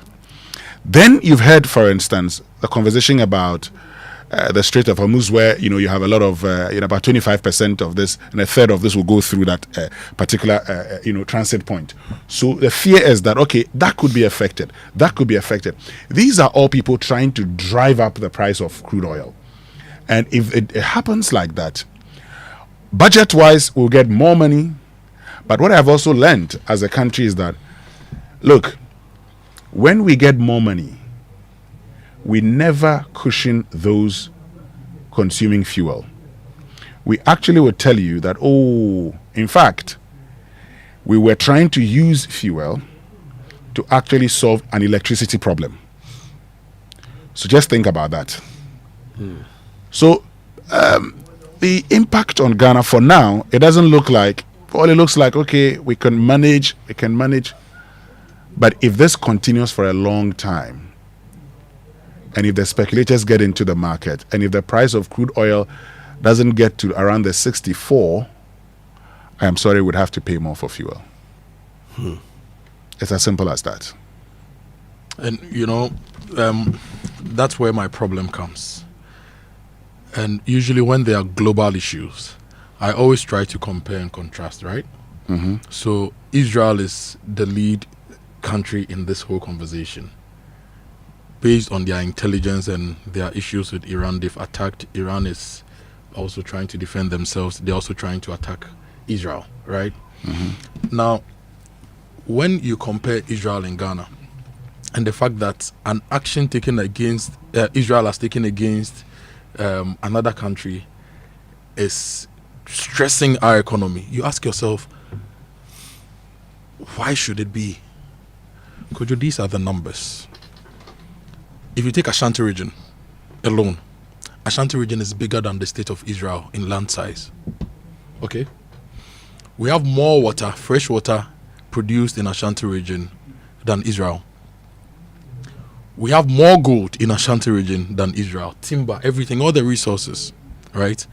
But this country, which is fighting another country, which is stressing us, actually has more oil stocks, strategic stocks, than us. But they don't produce any significant quantity of oil. We produce a lot of oil. And if you look at the oil we produce, assuming we owned all the stocks of crude that we were producing and we refined it, it should actually meet our oil needs somehow. So how can we have almost everything, and whenever somebody sneezes small somewhere, like 8,000 kilometers away, we catch a cold? How should that be? That small country, which is not even the size of the Ashanti region, produces 4 times the energy you produce, 4 times the electricity you produce. So now their war is going to result in higher fuel prices, which is going to result in more cost for your 75% power you generate from thermal. So our leaders, over the past 60-something years, Ghana has been a country. In fact, let's leave the history behind. Let's start from 1992. So since we started governing this country on the 1992 Constitution, we've not sat down to say that we should strategically put certain things in place to ensure that the Ghanaian citizen is protected, is fed, is cushioned when these things happen. How can we have an institution like a BOST, right?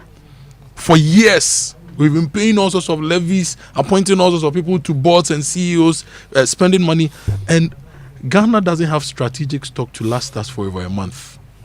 How do you justify having ministers and presidents and people to take over the country and to govern and not be able to put in place simple and these are some of the fundamentals? Look, when Setekwe was here, we were asking him how confident he was that this government could maintain the stability we are saying. He mentioned the sinking fund, he mentioned the stabilization fund, and a few other things, right? So we cannot put in place things that will take us into the future, medium term. And so today, Israel is fighting Iran. If the Russia-Ukraine war escalates and some other crazy person somewhere decides that they are going to fight some other crazy war, where does that put us as a country? I was reading one of the newspapers, I think Ghanaian Times, back page. We've inaugurated a new board for the Ghana Food Buffer Stock Company. Okay, and at the inauguration, the minister said that the state had put in place some budgetary allocations to ensure that NAFCO is able to mop up a lot of food and store. And he said something that worried me, that there's some 20,000 metric tons of some grain in Burkina Faso. And because of the instability in Burkina Faso, we couldn't bring that grain to feed Ghanaians. I hope he didn't say that, but it's in the newspaper. So for us as a country, every little thing, every little cough makes us catch a cold. So what is the country we are building? What's the nation we are building? So this thing is going to happen. Iron rods prices is going to go up. Cement prices will go up. Almost everything will go up. And we don't have strategic stocks of any essentials. Medicine. The least thing happens and we don't even have medication. Meanwhile, we can support the pharmaceutical industry to produce all the basics we need. So what country are we running? What nation are we building?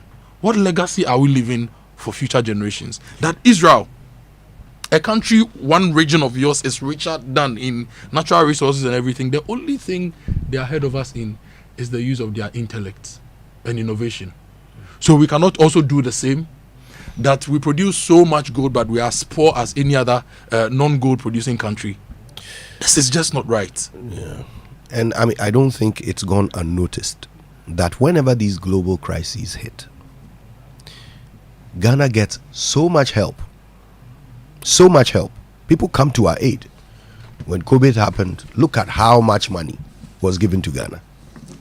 And we can't even come to our own aid. Yet, yes, in spite of all of that help, our bouncing back from the global crisis was slower than our neighbors who were given less. Then the Ukraine war hit. We had shortages in things that our neighbors didn't have shortages in, or didn't have as much shortage in. Some of the things we even produce here in Ghana, but we still had greater shortages than our neighbors. This time around too, Iran and Israel are squaring up against each other. And already the Saudis say they will give us oil. Hallelujah. Now just watch and see what we do with all the help that we get in this global crisis. Compare how we deal with it to how our neighbors deal with it. And we will always be found short. You know, if I ever had the chance to lead Ghana, there are a few institutions that are positioned such that they become key players. Let's look at GNPC. How different is GNPC from Malaysia's oil company, right? How different is GNPC from even Shell, the Totals, the BPs, or the what's the name of the Saudi Aramco? How different is GNPC from them? So once we discovered oil and we built some technical capacity, GNPC should be run so efficiently such that they make so much money. GNPC can then go into exploration in our waters, in other people's waters. So the same thing Talo, Cosmos, and all these ENIs are doing in our space. We should build a company, an institution that is able to do that. Gold. We mine gold in this. Look, we've been mining gold for over 100 years, and we don't have a proper state-owned entity that is leading the charge in extracting this resource to turn around our lives. So Israel, which is smaller than Ashanti region, is fighting Iran, and now instead of us thinking about what to eat and how to enjoy life, we are worried because they sneezed and we are catching a cold because we've not managed our country well. We don't have proper strategic resources, and we are not worried. Well, you and I are worried, but maybe the people that ought to be worried are not. To know that the institutions are worried, if you want to see they are worried, you see them strategically communicating and telling the states that we are doing A, B, C, D for the long term. We don't see that. It's still the short term things. The buying and selling, like Ghana is like a Makola market where everybody comes, is procurement, buying and selling, just short-term things. We need to have long-term strategies to deal with the country. Even in Makola, they make profit. Even in Makola, people stock goods. Thank you. For the long term. All right then. Listen, it's the Super Morning Show on Joy 99.7 FM. Let's tell you a little bit about what our partners are up to, okay? So this August, Adansi Travels is turning up the excitement as part of their 12 years of delivering unforgettable travel experiences. So get ready to see more and feel more and explore some of the world's most exciting destinations. So from fun-filled family adventures in Dubai to romantic getaways in Asia, thrilling escapes with friends in South Africa, or of course the long-awaited dream trip across Europe. It's not just travel, it's an experience that you will never forget. So call Adansi Travels on 0595 500 817, or you could try 0531 008 550, or just go to adansitravels.com, book your spot, and let's make memories together this August. Adansi at 12. See more, feel more. Okay, let me tell you about the Joy News Habitat Fair, the first clinic. There are a lot of uncompleted buildings in this country. Some are at the foundation stage, some are at lintel, some are at the roofing level. There are some that, Charlie, they've been at that stage for like 30 years. Now, we all want to own homes. And these houses I'm talking about, they tell a story, a dream. Somebody's dream to own a home, somebody's journey to have a home. And we all want this. So wherever you are on this journey, whether you are breaking the ground, whether you are building up or simply furnishing your space, the EcoBank Joy News Habitat Fair is designed with you in mind. So on Friday 20th June to Sunday 22nd June at the Chimota Retail Center, join us for the first clinic of the EcoBank Joy News Habitat Fair 2025. We will help turn your home ownership dream into a lived reality. Okay, we are going to help you own a home, and it's powered by EcoBank, the Pan-African Bank, and brought to you by Drive EVGH, Drive into a Sustainable Future. And it's also supported by Virtual Security Africa, Superlock Technologies, Elegant Homes and General Construction, Ayuda, DBS Industries, Door Masters, Less Fortune Limited, The Builders Market, Syntex Tank, Interplus, and Clifton Homes. Now, the EcoBank News EcoBank Joy News Habitat Fair 2025. Dream it, own it, live it. All right, now the Electricity Company of Ghana Limited, ECG, would like to inform all of you, the general public and cherished customers of theirs, that the company will embark on a nationwide revenue mobilization exercise. It's going to be from Monday, the 16th of June, that's yesterday, until Friday, the 27th of June, 2025. Now, this revenue mobilization exercise will focus on all categories of customers with arrears. Okay, so residential, commercial, industrial, ministries, departments, agencies. The exercise will be monitored by special teams who will apprehend and prosecute customers who attempt to interfere with the exercise and or undertake illegal self-reconnection after disconnection. So customers with arrears are advised to pay their bills now in order to avoid disconnection and payment of reconnection fees. Okay, so they encourage all of you to use your regular channels, including the ECG mobile app, to pay your bills. Download the app from the Google Play Store or call the ECG Contact Center on 0302 611 611. You can also use their social media handles for assistance. Help ECG to serve you better. Well, tomorrow, the Chartered Institute of Human Resource Management Ghana 2025 conference begins at the Alisa Hotel. It's running from tomorrow to tomorrow is Wednesday, right? June 18th. So tomorrow and Thursday, June 19th. The theme is regulating HRM in Ghana: standards, ethics, and sustainability. And the conference rate for members is 3,200 Ghana cedis. For non-members is 4,000 Ghana cedis. For student members is 2,000 Ghana cedis. You can register now via the CIHRM websites at CIHRM Ghana on Facebook, LinkedIn, and also X. If you follow, you get the links and you can register. Call them on 020-811-2644 for group registrations and discounts. It's happening tomorrow. It's starting tomorrow. So take action now. Give them a call, 0243-278-694, and be a part of it. CIHRM, transforming work and workplaces. All right, well, listen, if you're a graduate or you've completed university, polytechnic, college of education, nursing and midwifery college, and you're thinking of what to do next, well, you could actually be studying in countries like Australia, Canada, the UK, US, Ireland, New Zealand, and others. These are countries with an excellent reputation for teaching and research. You could actually work part-time to support your studies, and afterwards you could get a 4-year post-study worker visa once you complete successfully. All right, so you can apply for the September intake because that is ongoing by talking to our friends at AstoLinks. They will give you information about admissions, scholarships, and of course how to secure your study visa. AstoLinks is at number 4A Pawpaw Street in East Legon. You can call them on 0265 341070 or just go to astolinks.net to learn more. AstoLinks, pathway for success. Kojo, do you know that if there is any global issue and the global logistics chain suffers, much is safe. We won't get some for our girls and our food. We don't make it here. Facebook, I just got a pop-up of something I posted 7 years ago. 3-legged port safety matches made in Sweden. Where they are now? Where they are, soldier?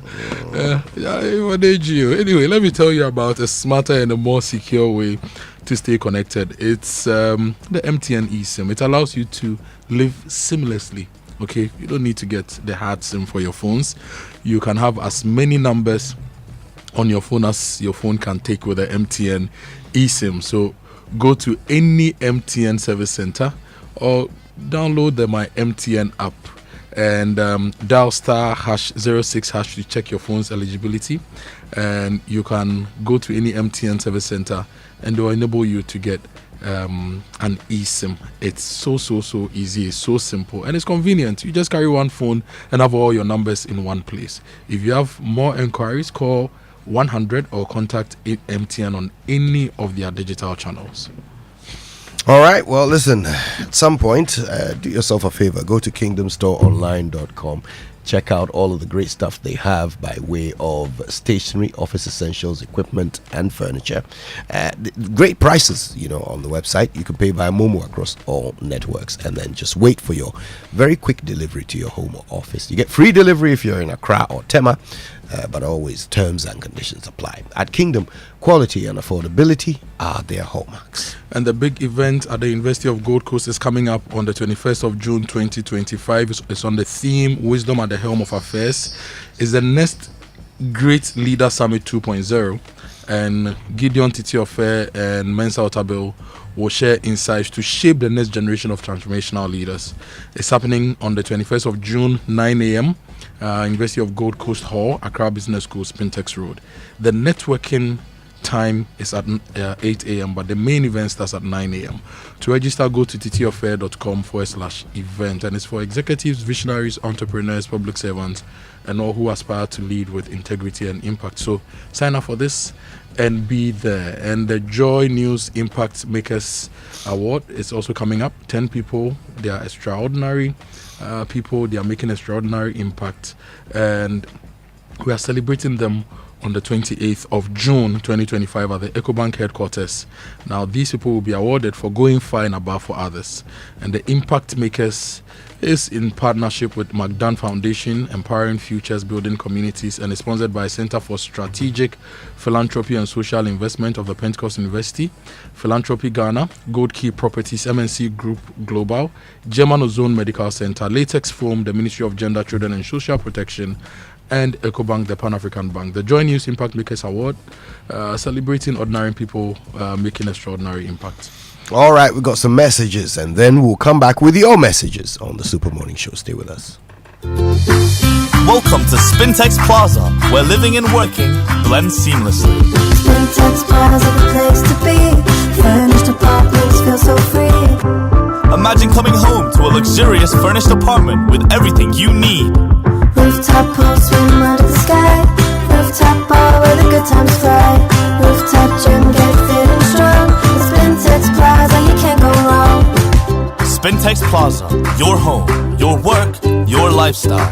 Come see us today or call us on 0241 327 363. www.spintexplaza.net.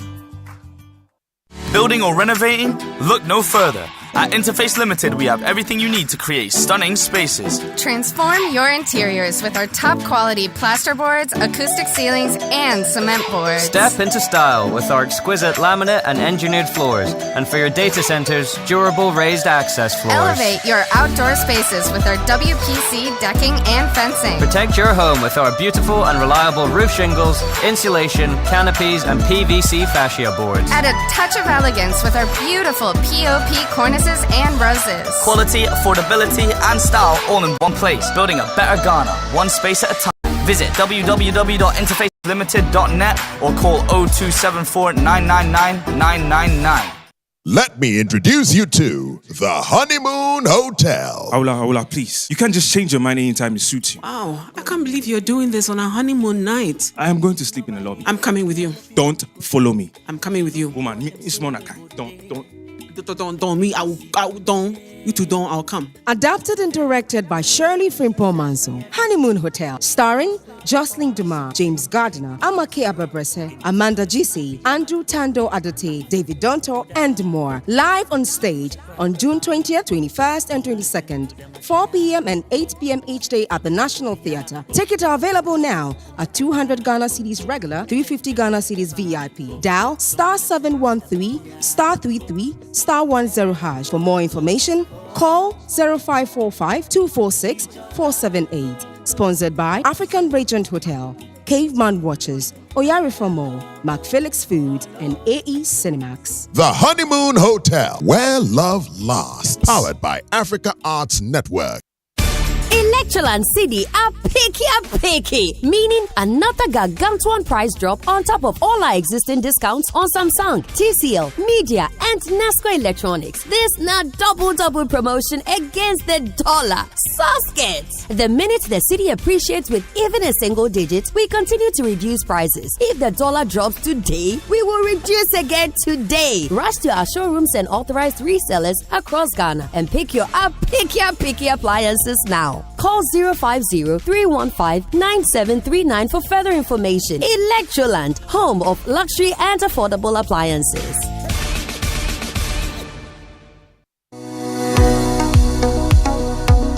Do you want to study abroad? I present to you Astolinks International. They give professional advice on study visas to the USA, UK, Canada, Australia, New Zealand, Ireland, and other European nations. They also advise on visa applications, general travel, and other immigration services. Call them on 0537 152 118 or visit them at 4A Pawpaw Street in East Legon. For more information, check out astolinks.net. Astolinks, pathway for success.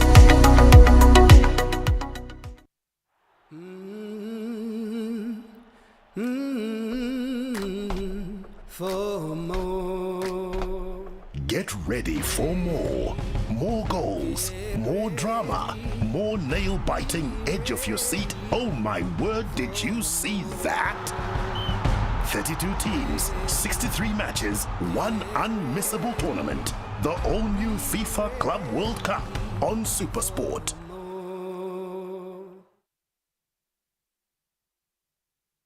FPAC is effective for headaches and relieves the symptoms of flu, colds, and catarrh. FPAC blows away the pain associated with sore throats. During and after a hard day's work, FPAC relieves you of body pains. After the day's sports workout, FPAC helps the body to control the aching muscles. FPAC is effective against feverishness. FPAC reduces body temperature associated with malaria and other fevers. FPAC is effective against rheumatic pains. You can find FPAC in all pharmacy and chemical select shops throughout the country. FPAC is not recommended for children less than 16 years of age, ulcer and asthmatic patients, pregnant and lactating mothers. If symptoms persist for more than 2 days, consult your doctor. FPAC blows your pain away. FPAC Junior follows in the tradition of FPAC tablets, a trusted friend to relieve your child of pain associated with teething, catarrh, cold, and fever. The good that FPAC does for you, FPAC Junior does for your child. FPAC Junior is for children between 6 months and 12 years. FPAC Junior blows your child's pain away.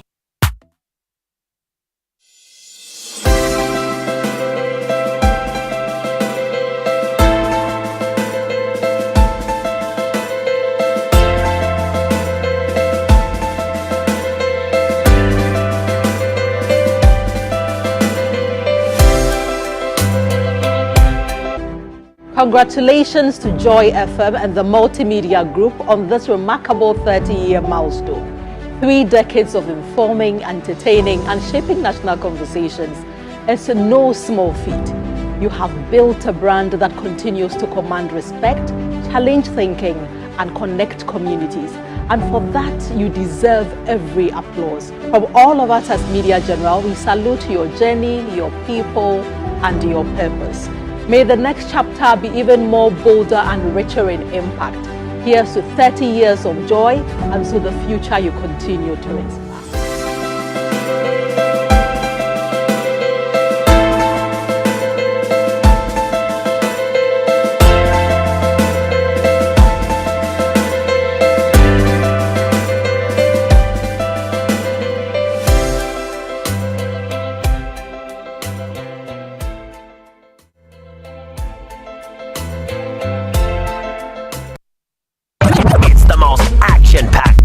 Show in town. The hottest music, the best giveaways, the great interviews, and all the laughter and fun you can imagine. Don't miss the Super Morning Show on Joy 99.7 FM. It's the best breakfast show in town. You're welcome back. Now, on this show, we learn something new every day. Have you heard of the Design and Technology Institute? Well, they happen to be Ghana's first private TVET institute, okay? And they've pretty much become the leading institution, especially for industrial job training and for prototype creation right here in West Africa. So they're doing a lot. Okay, let's learn a bit more about them by talking to their head of admissions, Joseph Ofei, and Isaac Tete, who happens to be the head of the Department of Precision Welding and Fabrication. How nice to meet you both. Good morning. Good morning. All right. Well, let's start off at the very beginning. Tell us a little bit about the Design and Technology Institute. Okay, great. So good morning again to your listeners. So DTI basically stands for Design and Technology Institute. Came about realizing that there was a lack of skill training in our part of Ghana. So you have a lot of unemployment rates, and you have these graduates out there from the traditional universities, and they can't fit into industry. So we also visited the industry and asked them that, what's happening? You have a lot of these graduates out there, you're not employing them. And industry also tells us that there is a mismatch. So you bring in the graduates, even the skill acquisition that you need them to give you in industry, they can't. So there was a gap here, and DTI said, okay, we are going to bridge that gap. So DTI came about these three main programs: the precision welding fabrication, the design innovation, and entrepreneurship. Right. So the whole idea was to give an holistic education for whoever is coming into DTI. So we are giving you the hard skills. So the training goes for 18 months at DTI, where you do 12 months in-house. Then the 6 months we transition you into industry. So we are not just giving you the hard skills, we are giving you the soft skills. We are looking at your public speaking skills, team playing skills. Because when you go to industry, all these skills also matters to industry as well. Yeah. That's fascinating stuff. Okay, so what's different about you? What makes DTI different from other institutions? Yeah, so I think what makes us stand out, one, it's the curriculum we are running, which is a competency-based curriculum. So if you are coming to do the precision welding and fabrication, DTI is the first institute in Africa to be accredited by the AWS, American Welding Society. So we get a certification from the AWS Science Level 1. Then also, if you are doing the design innovation, we also accredited by PSN BTech. Also, DTI is the second specialist to be accredited by PSN in Africa. Then also with the entrepreneurship program, you get a certification from Allison. Then also, what makes us stand out is also we are not just looking at the hard, as I said, on the holistic education we are providing for the graduates that come in to DTI. So you don't just leave there that you have the hard skills, you have the soft skills as well. And also DTI is serving as a launch pad for you to get into industry as well. Yeah. If you just joined us, we're talking to Joseph Ofei. He's the head of admissions at DTI, telling us all about the hands-on skills that you can acquire at their institution. He's here with Isaac Tete, who's the head of department for precision welding and fabrication. So, Isaac, why is it even important in our setting here in Ghana for young people to acquire some of these hands-on skills? Okay, so Ghana, basically, we import almost everything that we use. Yeah. For us to be able to industrialize as a nation, you need these skills to be able to start the industrialization agenda. If you look at the welding industry, it plays a major role in the oil and gas industry, the mining industry, power generation. You can't put all these infrastructure together without the welding skills. Now you look at food processing, all our agricultural products that we are exporting go in their natural state. To be able to add value to it, you need equipment, process lines, and all these infrastructure, you will need specific skills to be able to do it. Now the crazy thing is that when the foreign organizations come in here and they want to invest in this infrastructure, because of the integrity of the assets they are investing in, they go for international standards. So if it's a pipeline, he says the pipeline must be built according to API 1104. If it is a pressure vessel, ASME Section 9. So whoever the contractor is has an obligation to meet the requirement of these standards. Now, if your locals don't have the competencies requirement of the standards, he's forced to bring in expatriate. So for us as a nation, we must put conscious effort in building local capacity. But the approach that we've used for ages need to change. Now, for any organization to be able to build competent people that will fit into industry and meet these requirements we are discussing, one, you will need a responsive curriculum. You will need qualified instructors. You will need the infrastructure and the commitment to supply the needed consumables for training. I said responsive curriculum and not a reactive one. Most of the curriculum that we use are not responsive. They are reviewed maybe about 5 years. The review is tied to getting a donor funding. By the time you review the curriculum, industry is about 10 years ahead. It's a reason why DTI has reached out to the American Welding Society to obtain a curriculum that has been designed that is very responsive. So anybody who is enrolled in Ghana, pursuing enrolled in DTI, pursuing a welding training, is the same training you would have enjoyed if you fly to America. Right. The certificate you receive is the same certificate you would have received in America. And the database of all the welders from DTI is kept in the American Welding Society's database. So at the end of the day, the graduate from DTI can compete at the global stage. Now, talk of the instructors. I am a certified welding inspector. In my team, I have 2 certified welding inspectors. I have an NDT technician. I have qualified welders to AWSD 1.1 and ASME Section 9. And these are industry people. As I'm sitting here, I have to be on a project in Tema now. So after this interview, I am going there. So at the end of the day, I'm still working in industry, and I bring my experience and exposure in industry to the classroom and enrich whatever I am teaching. Okay.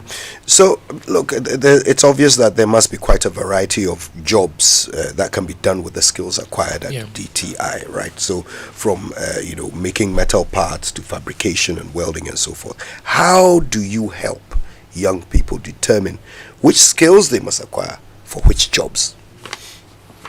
Okay, so in the area of welding and fabrication, there are several roles that can be filled. You can be the welder.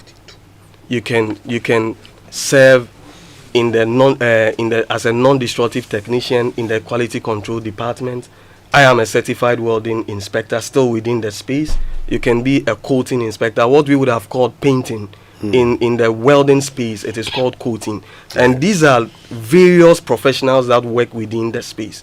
So if we have students that exhibit very strong technical abilities, you will have a graduate, an engineer, we guide them to take up roles in the quality control department. So it depends on the level at which you are entering in DTI.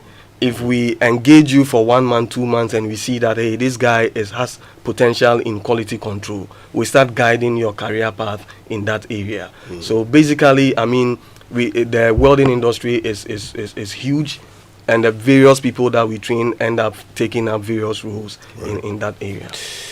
Well, that's Isaac Teta. He heads the Department of Precision Welding and Fabrication at DTI. We're learning all about the Design and Technology Institute today on the Super Morning Show. Joseph, I'm going to give you the last word. You're head of admissions. Talk to us about what a young person must do. If they've just been listening to you and they're excited about the prospects of being a student at your institute, what are the requirements? How do they get in? Okay, so you should just take the bold step. Visit our website, dtiafrica.com. We are located at East Legon, Mimpasem. They can walk into our campus as well, or they can reach us on 05333 90937 or 02022000000. The admissions team will be on standby to walk them through the entire process here. That sounds simple and straightforward. Yes, yes. So we certainly wish all young people who have an interest the very best of luck, and I'm sure a very bright future awaits them in industry. Yes. Joseph Ofe is head of admissions. Isaac Tete is head of Department of Precision, Welding and Fabrication at the DTI. Thank you both for your time with us this morning. Thank you today. There's more coming. Stay with us.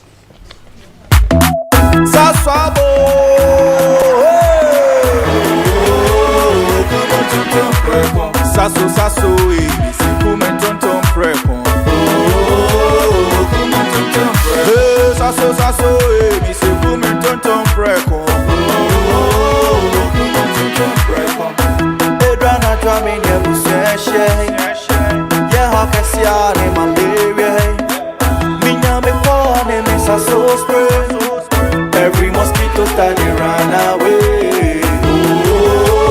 Come on, tonton preko. Sasso, me se come tonton preko. Come on, tonton preko. Sasso, come tonton preko. Nani shamne die demo stronko. This advert is FDA approved.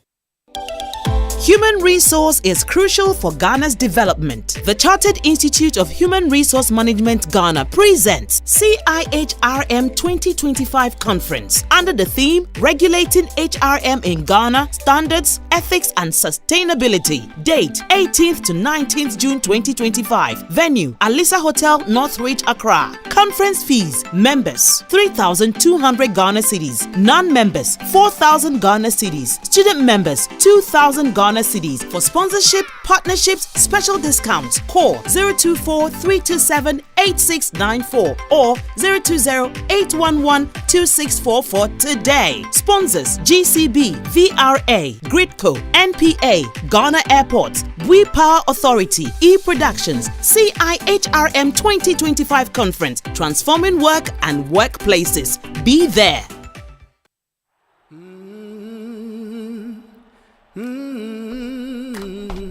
For more. Get ready for more. More goals, more drama, more nail-biting edge of your seat. Oh my word, did you see that? 32 teams, 63 matches, one unmissable tournament. The all-new FIFA Club World Cup on SuperSport. Sexy man. Tiny new one. Red flags out, stop the train. Nekwa ake says I do. She ain't Tasha Willie.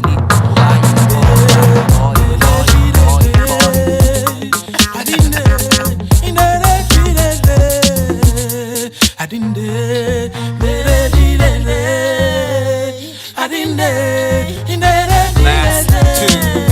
Yeah. Tiny. Women, yeah. You know, women, yeah. Cool.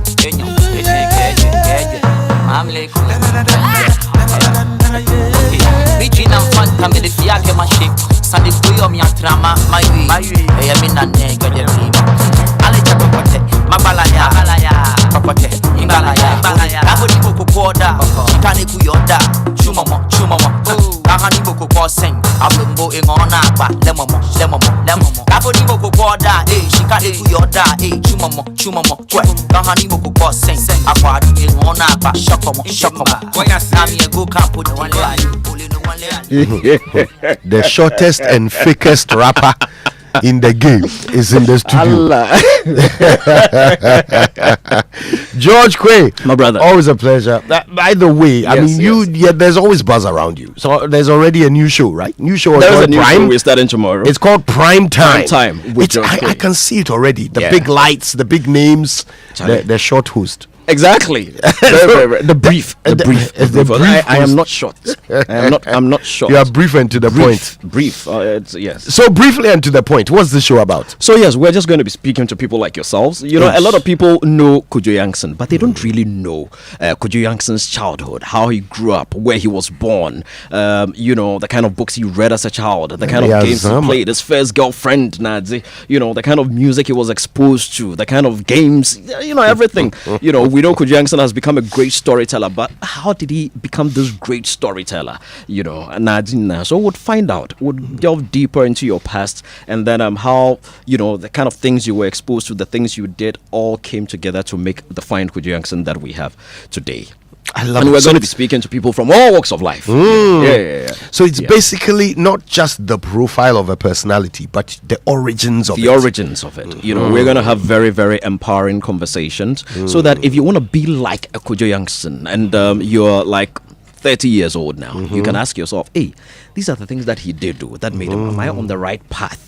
Right. If I'm not, what can I do today? So the idea, but the key thing for this is that we're going to make it very, very, very fun. You're correct to that. You know, so we'll bring in a lot of fun, a lot of humor. That's the problem of going to school on Fantaland.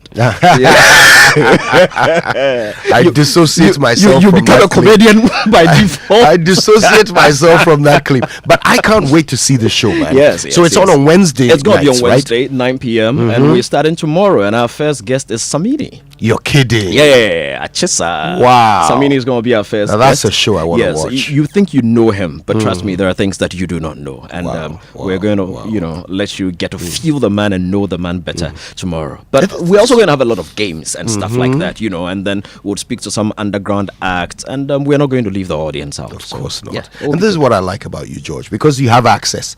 Because you have access and you know pretty much everyone. Yeah. So I can expect to see all the biggest names in all industries and all walks of life on your show. They are going to be there. Yeah, they are going to be fantastic. There. Yeah. I got a call from Pastor Kumchacha. The program that's right. Lining up for his episode. Yeah. So it's going to be interesting. And like you rightly said, we connect with everybody. Yeah. So we're going to be speaking with any and everybody. Everybody's going to be on the show. So tomorrow from 9 p.m, Joy Prime. Tune in. You're going to love it. George, thanks for getting us all excited about it. We will be glued to our sets from tomorrow night. George Tiny will be there someday. Oh, really? Yeah, yes, Aliche. Yeah, Aliche. That's right. Afasha, could be. Oh, for sure. Yeah. If you don't go, I can't go. For George Quay, everybody.